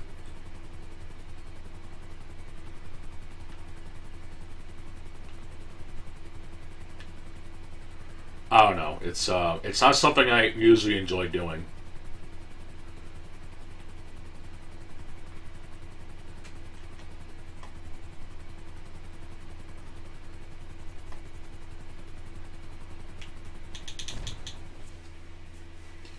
Plus, of the nature of these games anyway, people do admittedly play like sweats, I guess, whatever, or just do really annoying shit. So I'd rather not deal with it, to be honest.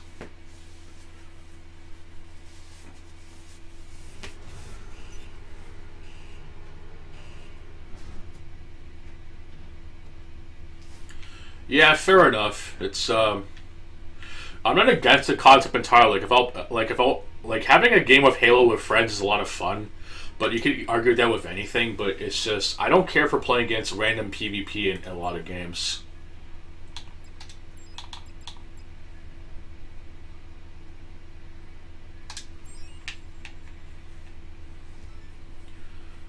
Like maybe Dark Souls could be an exception, but like that depends if the traffic you're getting is good in that area, and it also depends on a lot of factors that the game doesn't even tell you about. Like you literally have to make a character that's tailored to that specific area and level up your character in the various ways you can maybe get some traffic. It's just nonsense to me.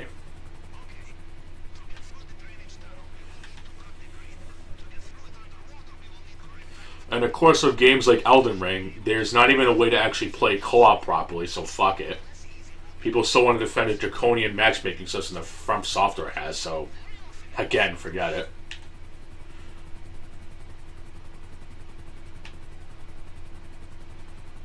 I haven't really done a lot of the Fight Club stuff in the Dark Souls games, but I know that if Soul Memory wasn't a thing in Dark Souls 2, it would probably be the most played considering the actual variety of the game you have, but oh well, From Software shot themselves in the foot with that one, I guess.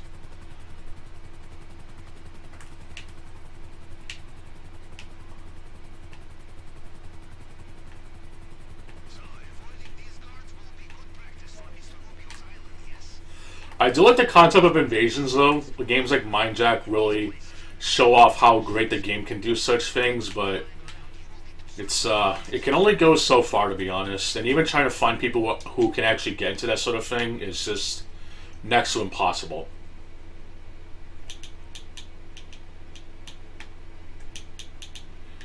Also, not to mention that there's no way to actually disable it entirely. When even games like Mindjack let you disable the thing that prevents actual progress in your game, you know your game is just kind of badly designed. I'm sorry. Oh, but invasions are part of Dark Souls, except maybe you could just have a thing to where you can just not play the PvP in your game. Yes, it's NPC invasions, but that shit's different, first of all. And if they really wanted to crank up the bullshit, at least have invaders like Forlorn, but randomly generated. Like, how can old-ass games have better RNG that's more favorable than the modern AAA design that is Dark Souls? I don't know.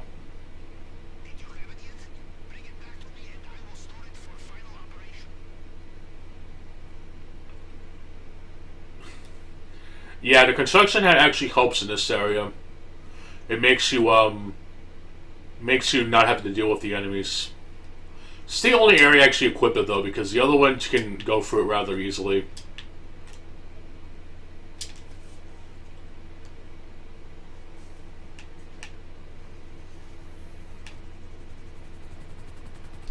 Hopefully don't mind the slop that is GTA Online, but at least hopefully it can make it at least somewhat interesting.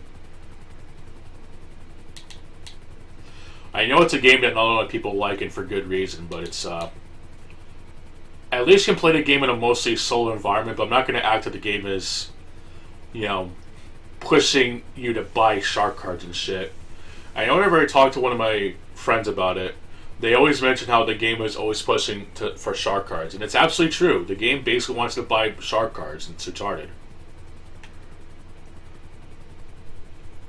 Like, they were like a gag in Grand Theft Auto 4, but now it's just turned into the microtransaction currency system. It's ridiculous.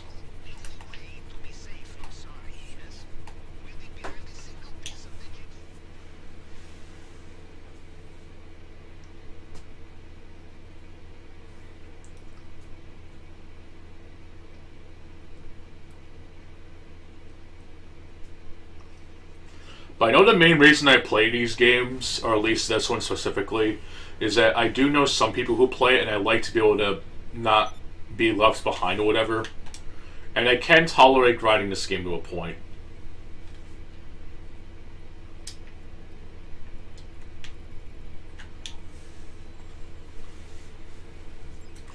I'm definitely not gonna fuck with GTA 6 though. That shit can just burn for all I care.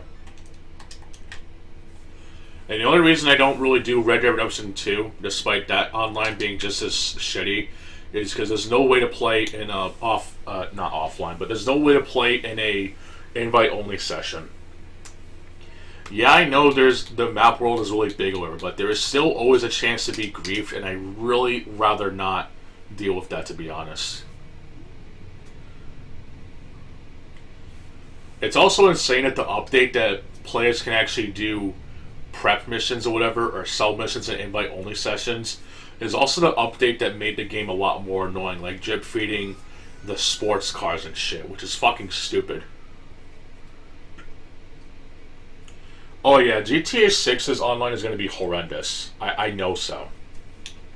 Like, they were even selling microtransactions when Red Dead Online was in its beta phases, so who knows what bullshit Rockstar can get away with when they're doing GTA 6 Online, or whatever they're going to call it.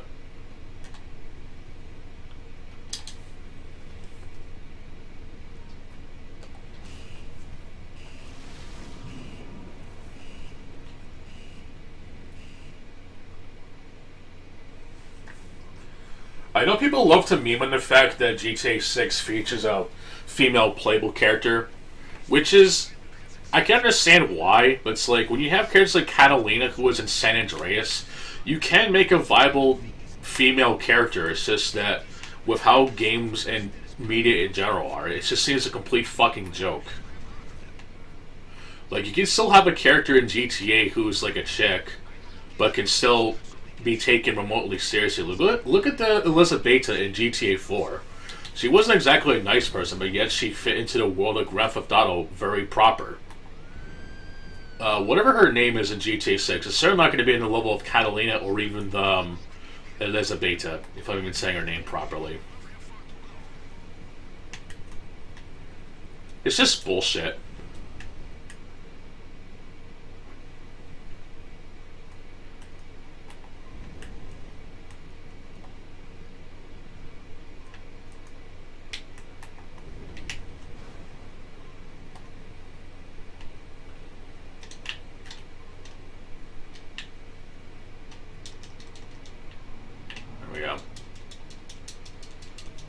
Yeah, for some reason, when you leave the Toreador, which has a amphibious mode, if I'm even saying it correctly, there's not even any getting out of the car animation. You just get out of the car like nobody's business.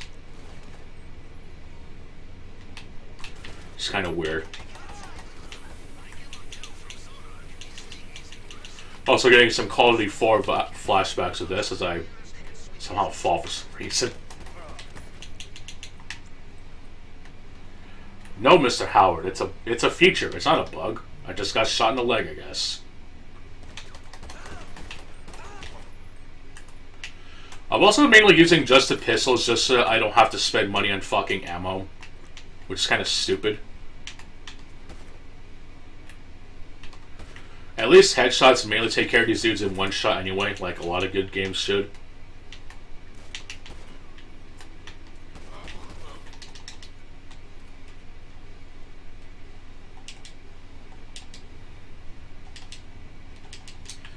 I'd probably rather play the enhanced, defecating versions of the GTA trilogy than to touch GTA 6.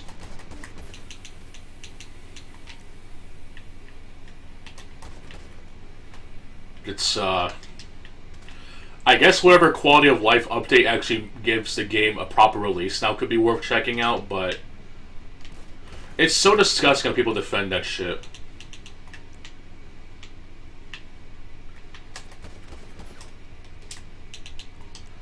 Legit, the only version that's like proper, and that's even if you want to buy that shit, is the Switch version. That's mainly because GTA never really had a presence on Nintendo systems, with only very few GTA games on Nintendo actually being worthwhile. Those, of course, being GTA Advance and, of course, Chinatown Wars. I noticed the Game Boy Color ports of GTA 1 and 2, but they're just fucking terrible. It's part of that age-old question: just because you can doesn't mean you should. And I am stuck now. There we go. Are you fucking kidding me? Well, at least I collected it, because there's been a case where I actually tried to pick up an item, but it didn't actually work. So I guess the game finally registered it, so that's good.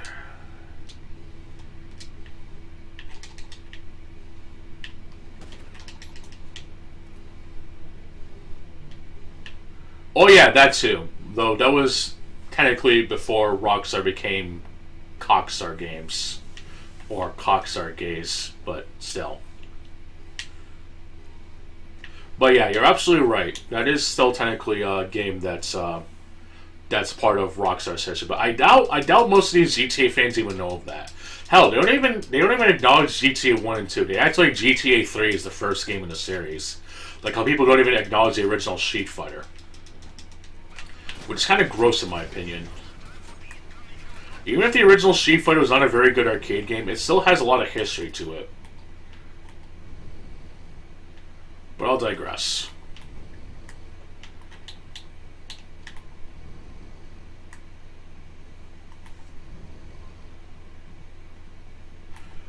I'm pretty sure using the sub is a lot faster because you can just basically park the submarine where the sub you have to enter is. But I know this is a lot more fun because you can actually, you know, drive a lot faster because the submarine is slow as shit, which I guess makes sense, but I don't know. I don't know which one would save more time, I guess. There's also another submarine car you can use, but I don't think you can actually store it in the Kosaka, which is what it's called. The game explicitly states you have to buy this car, which is no trade price, which means you have to wait for it to go on sale, which it did last week. So the main reason I've been grinding the fuck out of this game on this version is just to get this car specifically. And I think it's safe to say it's going to pay it off a lot more than some might realize.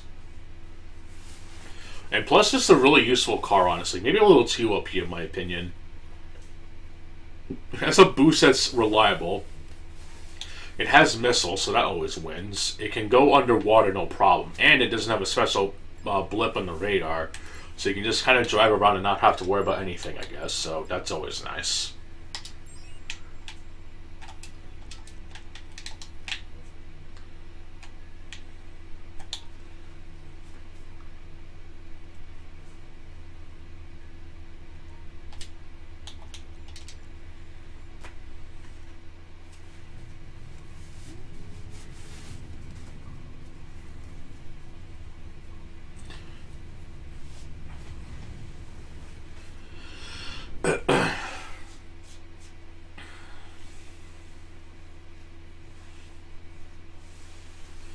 Anyway, I guess since I'm doing more of these preps, I can actually talk about Jet Grind Radio for a bit, because I actually finished the game, quote unquote.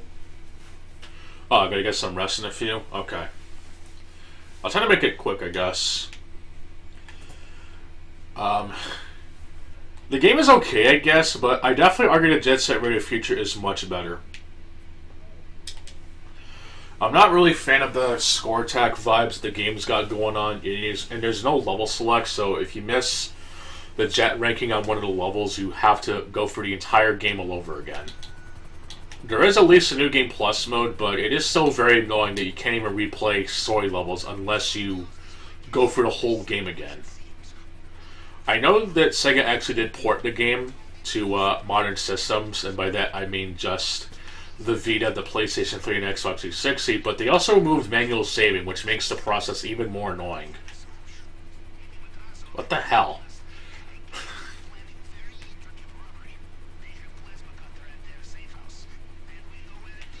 I'm actually curious if there's a manual saving mod for that game. That would actually make the game a lot more playable, honestly.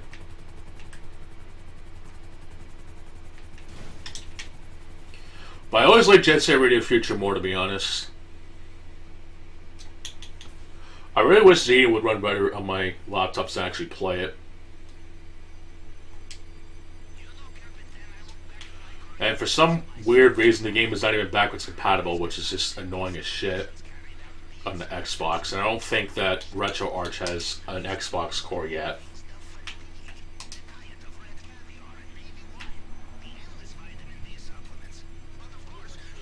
Honestly, this might be a hot take, but I don't really like Golden Axe.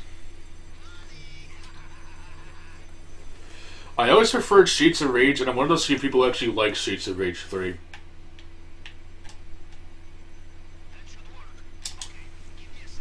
I feel like the gameplay at that point was finally refined to the point that it's just near close to perfection, with the only things that really drive it back is the visuals, which are not as variety sake as the second game, and of course the music. Those are completely subjective. But the main thing that does annoy me with Streets of Rage 3 is that the American and European versions are made harder for no real reason.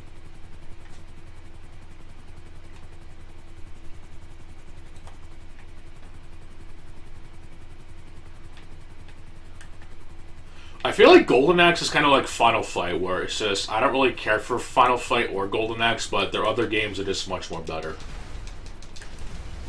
I actually like Alien Storm a lot more, though. That game was actually pretty alright. The final level is fucking dumb, though. Mazes and beat-em-ups never really work, in my opinion.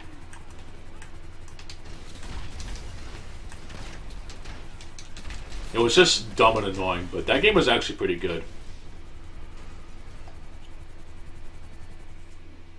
Hell, I'd rather go through Streets of Rage 1 and Streets of Rage 2. I just don't really like the speed of Streets of Rage 2.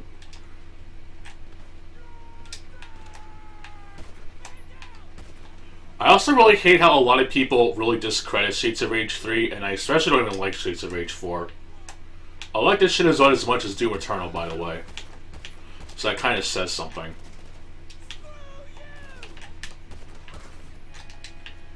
Sega's last hope to make Streets of Rage decent is upon us, I guess, but...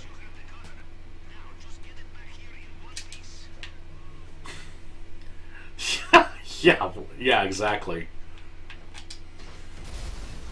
And if I die again, they're gone forever, even though it's literally just the souls are overridden. It's not that kind of concept people think that they use, if that makes sense. Your soul stain gets overridden with another one. It's not that if you die twice, they're gone forever, which is technically true but misleading.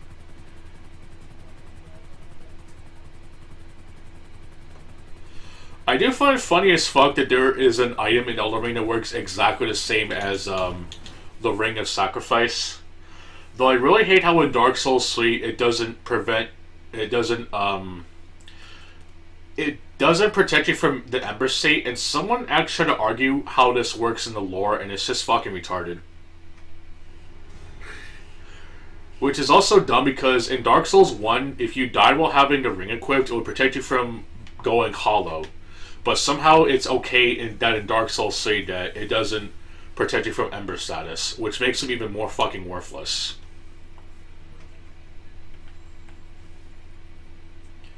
There's not even a rare version either, which makes dying to those damned basilisks even more annoying, if I'm saying that correctly.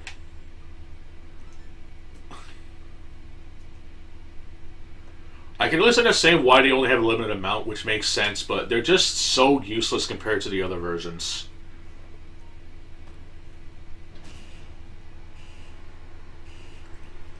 We got the dupe glitch and the calm chalice. Yonder Dev is real proud of that one. I'm sure. It's actually an image of him drinking out of a chalice that has some white substance in it. It's all because of a really funny code that requires PlayStation Plus, ironically enough. Because if you want to input user-made chalice dungeons, you have to have a PS Plus subscription. Which is fucking dumb. Imagine requiring a PlayStation Network account just to access randomly generated or user-made dungeons and shit.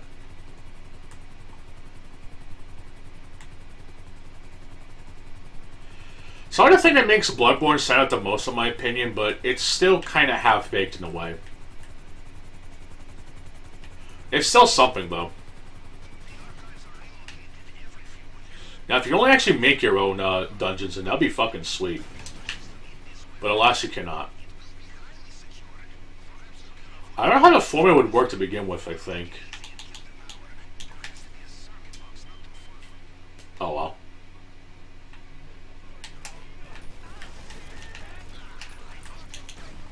Wait, this part's bullshit because there's only like 4 dudes. They can just gun you down really quickly. And for some reason, the game doesn't even put the blip of the entrance you have to go into, so it's just made even more obnoxious.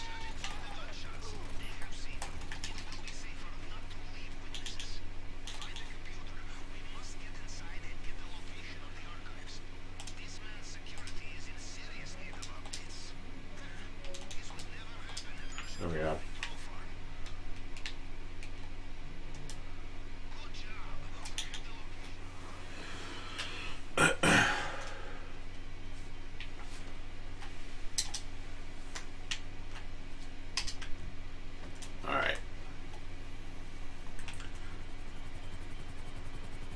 Alright, thanks for the company, Mr. Machiavelli. Hopefully the sloppy gameplay hasn't put you to sleep that much.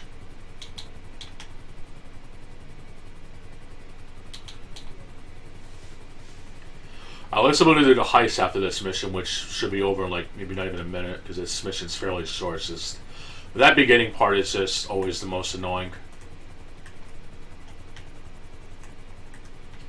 Basically after that mission, that part of the mission is basically over. I actually had to dollar the trigger when you get spotted inside the first time, so I don't know what actually happens. Maybe you like fight guards inside or something. I'm honestly not even sure, but I do know that you know a bunch of these jeeps here, which you can't steal for some reason. So I don't know what actually happens. I do know though that the pickup range of this in the interior is ridiculous.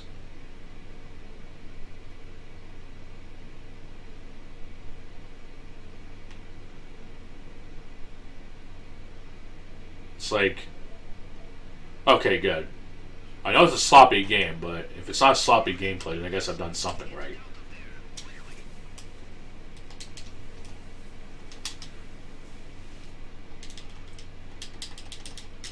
At least I have a purpose to play it. That's just how I see it anyway. But yeah, so I'll talk to you soon on the Discord. Hopefully I find a funny video worth sharing. Well, I'm going to go ahead and finish this up too. Should be done in maybe 10 more minutes. I'm going to probably get off, provided I get a good pattern at the casino. No, the Cayo Perico heist. There we go.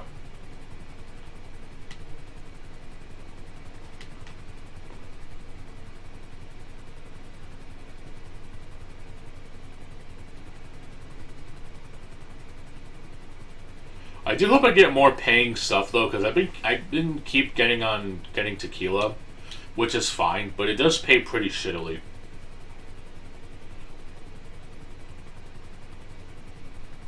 But oh well.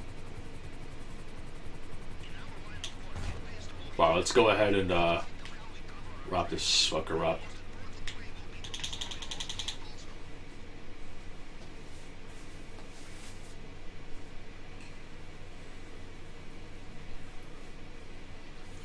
Probably gonna get my login bonuses for Xenoverse 2. But I do gotta get RetroArch set up on Xbox. Gotta record some footage for my next rant. And then others maybe.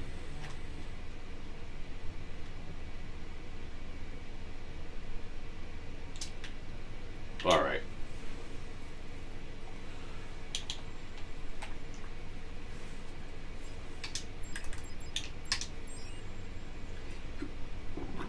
I guess I'll go without body armor this time.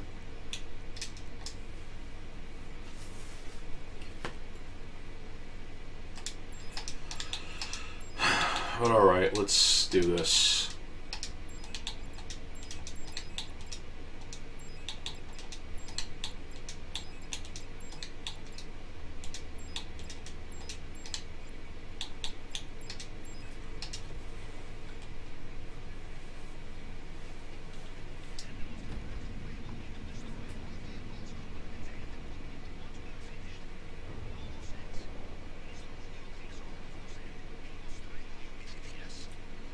I don't can get that face paint on the other characters, to be honest.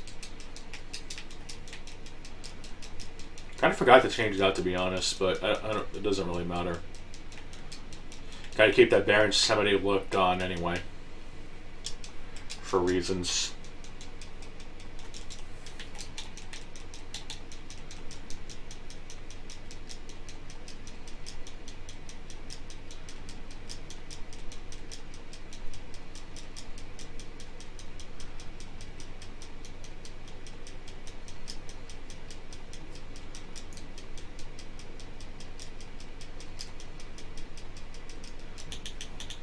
Alright.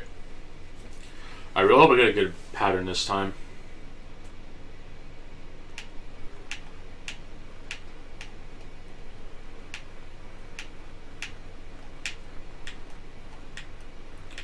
But yeah, I think I finally figured out how to do this heist correctly.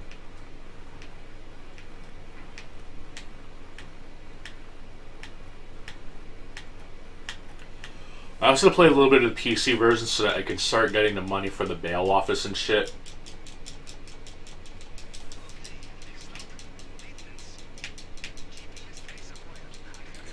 I'm sure the game's going to be updated, no doubt, on December 10th. It's going to be nice. I don't know much going to come out of it, to be honest, though. But anyway, let me check. Yeah, I think I've obtained this, I think. I'll have to check it out. Wow, let's just wrap this up.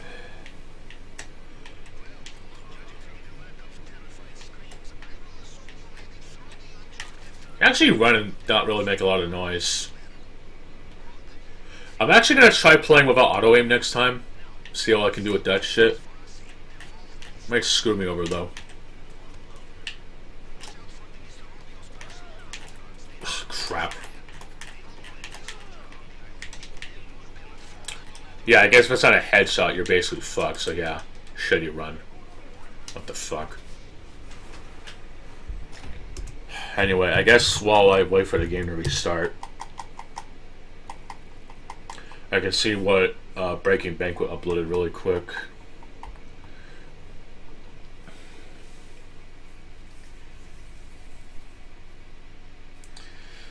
Father Sniffness. Oh my god.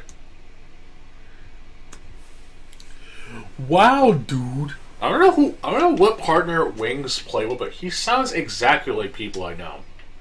That's kind of depressing. That's like just actually depressing. But whatever. But okay, let me try to focus for real. Because I really don't have to do this more than like 7 times.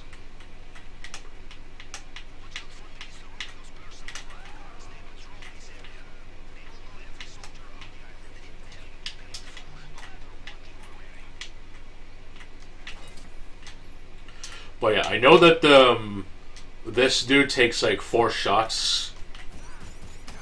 At least 4 shots. Gotta fire twice. Almost got spotted there, but that's fine.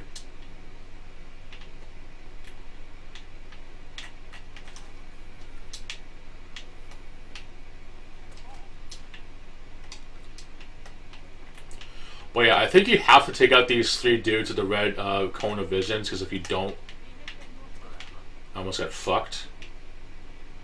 I legit almost missed my shot. That would have been really sad. But yeah, I think you have to take out those dudes, because if you don't, then they'll get spotted and you're fucked.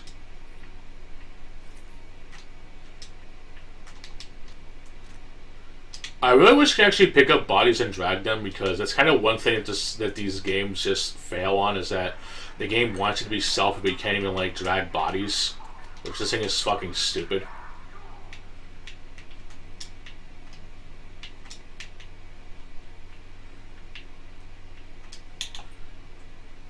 For some reason, you actually open this really quickly.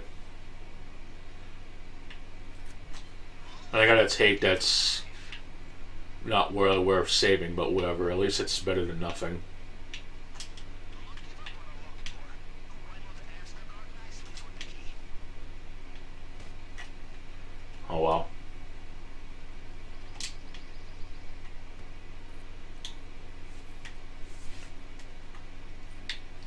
Like I had a run where like one of the guards spotted a body, I guess, which is always nice. But usually at that point, I'm pretty much at the end anyway.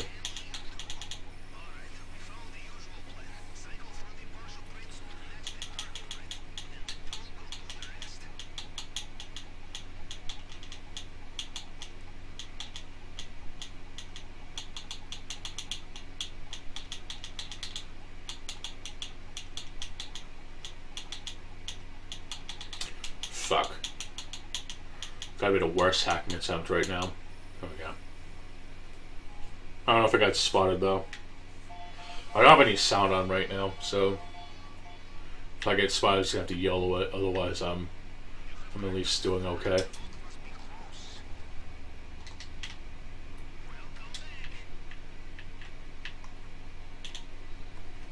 Gotta take a quick piss break. Psst. Okay. Done. Yeah, I think I got spotted because I don't see... I think I see those red circles, so I probably got spotted. Or a guard saw a dead body.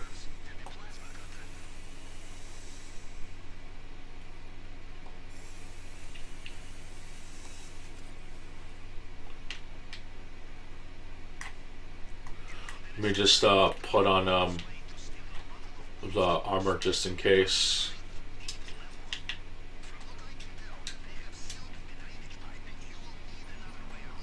Okay, I didn't get spotted. Okay, good.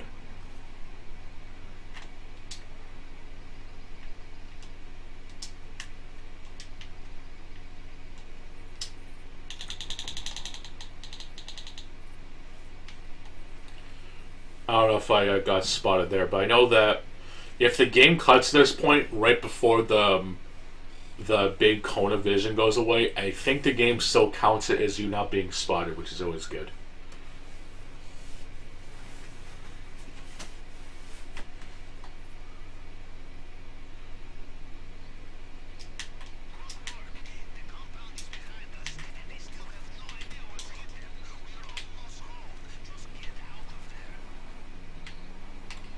Now I can just take this bike.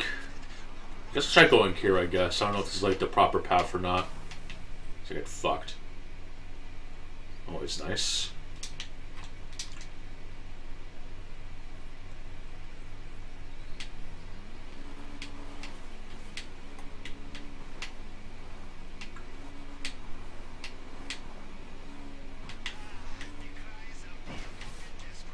But yeah, I think you actually don't lose any health if you like jump off or whatever, which I just find really weird.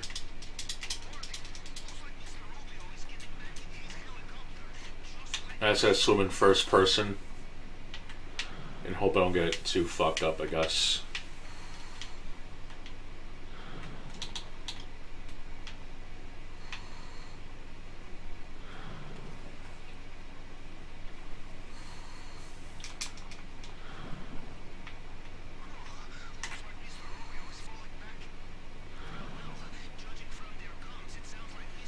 I love how the game's audio is just so fucked that it doesn't even properly track.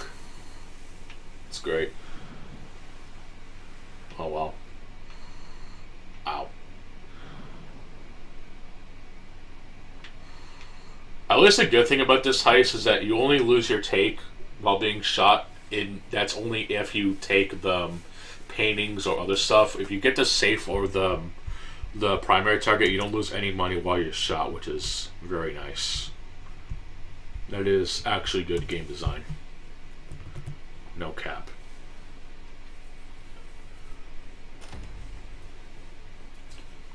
And there we go. See how long of effort that was.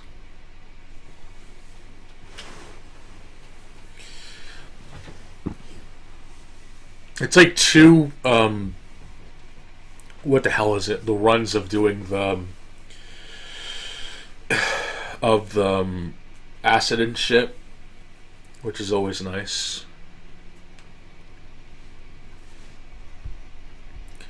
So let me check the live stream, see how long it took to do all that.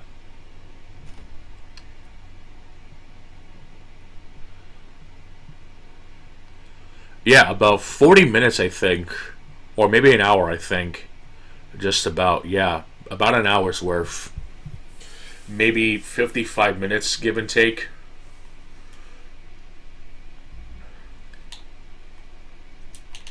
So that's actually not bad. It's just that the cooldown is just retardedly long.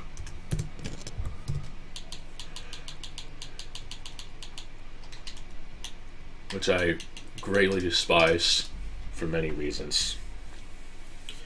But okay, I'm gonna get my money for here. I'm gonna check up on the nightclub and I'm gonna get off. I'll probably do the grinding on the other version so I can get what the hell is it? The self helicopter in those versions, and they maybe do a little bit more on this to get the Rune Zaba, because why not? Rune Zaba Supremacy. I think that's what it's called. The really shitty 4-wheel drive mini wannabe monster truck from the Casino Heist.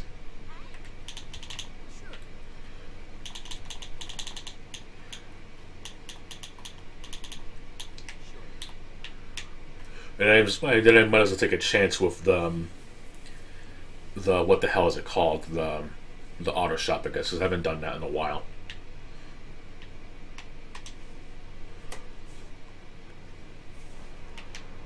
But I'm gonna do that shit off soon. I'm just gonna head to the nightclub because it can at least be done relatively quickly. So I'll go ahead and leave that shit as the bail office.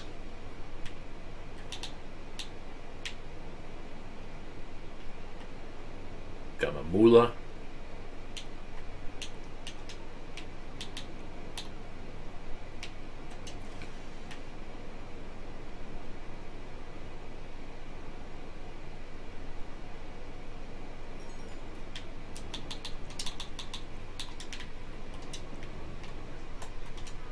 Alright, let's see how the nightclub is doing. I almost got runned over. What the fuck?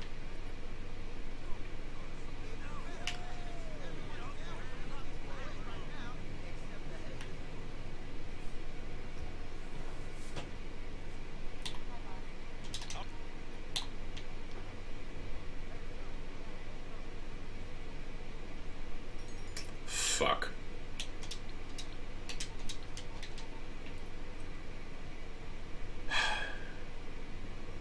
Might as well take a risk, I guess. Might as well take that risk.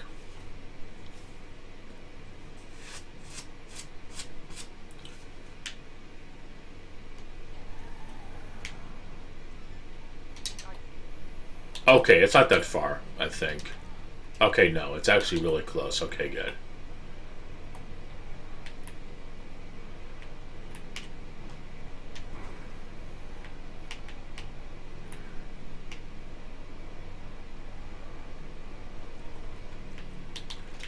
Alright, let me get my interaction menu up on screen so I can buffer the request personal vehicle delivery. Sounds like a really weird fucking chat name, but whatever.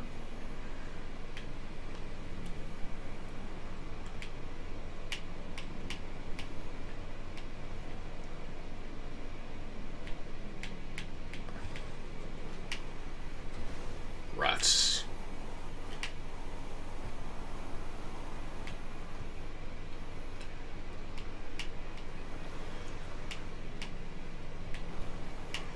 But yeah, I have to figure out what settings to change to make Sonic Adventure 2 playable on RetroArch on the Xbox. Because it just has that really annoying black screen issue that's just really fucking annoying. I gotta cross-check it with the PC version and shit, so that's gonna be fun. And I didn't do that proper. Fuck. Whatever. But yeah, next time for sure I'll get the max whatever. But I'll check on this, I guess, before I leave for the night. And then I'll do some other stuff.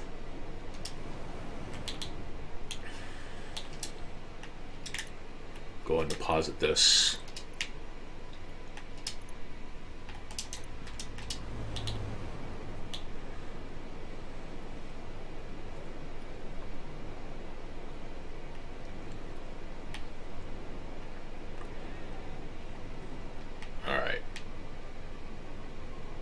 see if get a full supply or not. Probably not.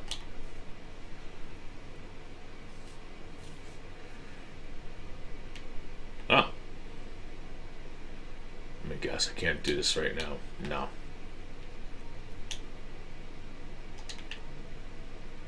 I guess I can wait it out, I guess. It's still relatively full.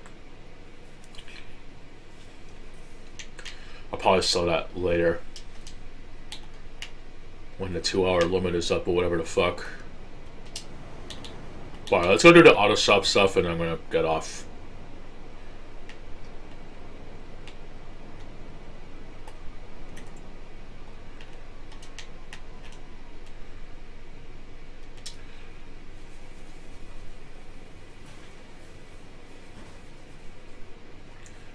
Alright, let's see what I got. Truck and car. No! Oh, fuck, I didn't want to deliver. Oh. Fuck.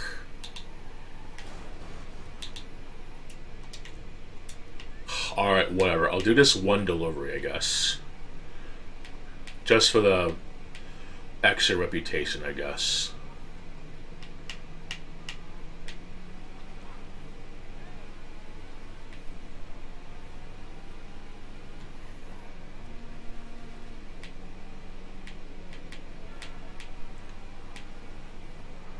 I guess I technically said that if I was going to do these missions, I would deliver them. So I guess I'm technically holding true to my word, but I didn't want to do it right this minute. But oh well. I guess one delivery won't kill me.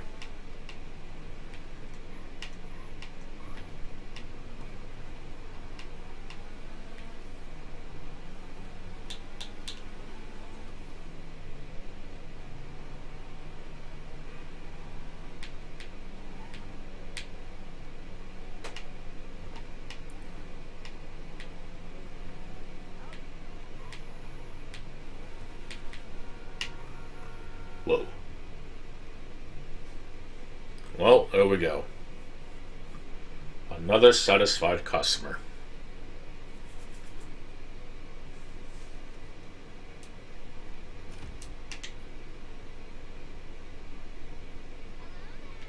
Only 40,000. I think I just... Huh. Okay, there's actually, little Rockstar challenges. I want to fuck with that. Okay. Well.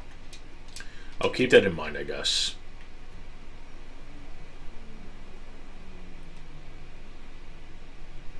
Whoop-de-fucking-do. Alright. I guess since I'm right here, I can do the... see if the bike needs to be tuned up or whatever, in case I feel like doing a delivery for that shit. Highly doubt it, but I guess I can check on it very quick.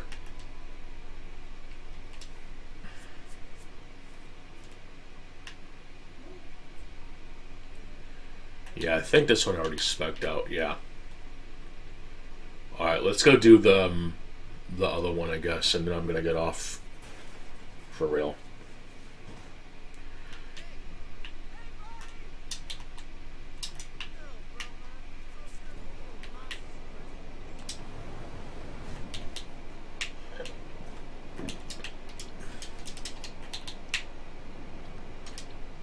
But yeah, I don't really like Santa. She's just an obnoxious, loudmouthed bitch. It's basically what GTA 6 would dwell into.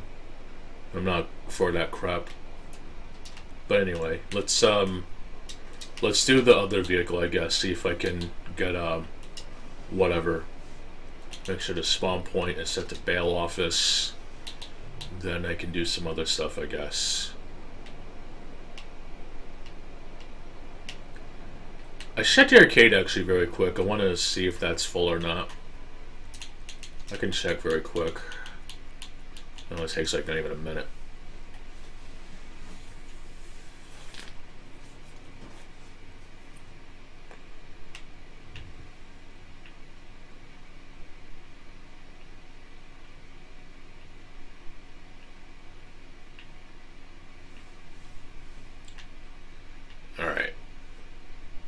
Yeah, this one I definitely did not service, so let's do that very quick. Sucks okay, but I'm pretty sure there's way more interesting vehicles out there, so I kind of don't care.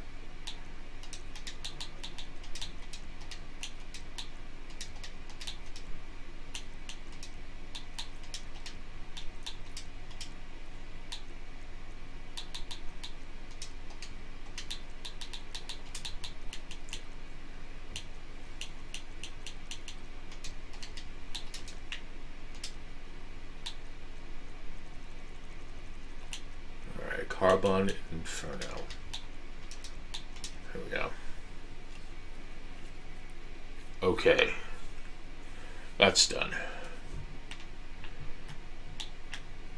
Alright. Alright, let's go check on the arcade and I'm gonna get off. Gotta figure out the settings for Retro Arts on PC. Got them working on Dreamcast and all that fun shit, so don't want to be late on that.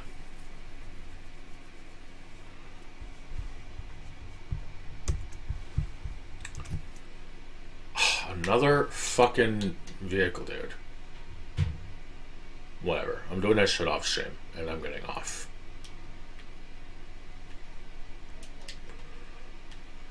Alright, well, I'm getting off for tonight. See ya.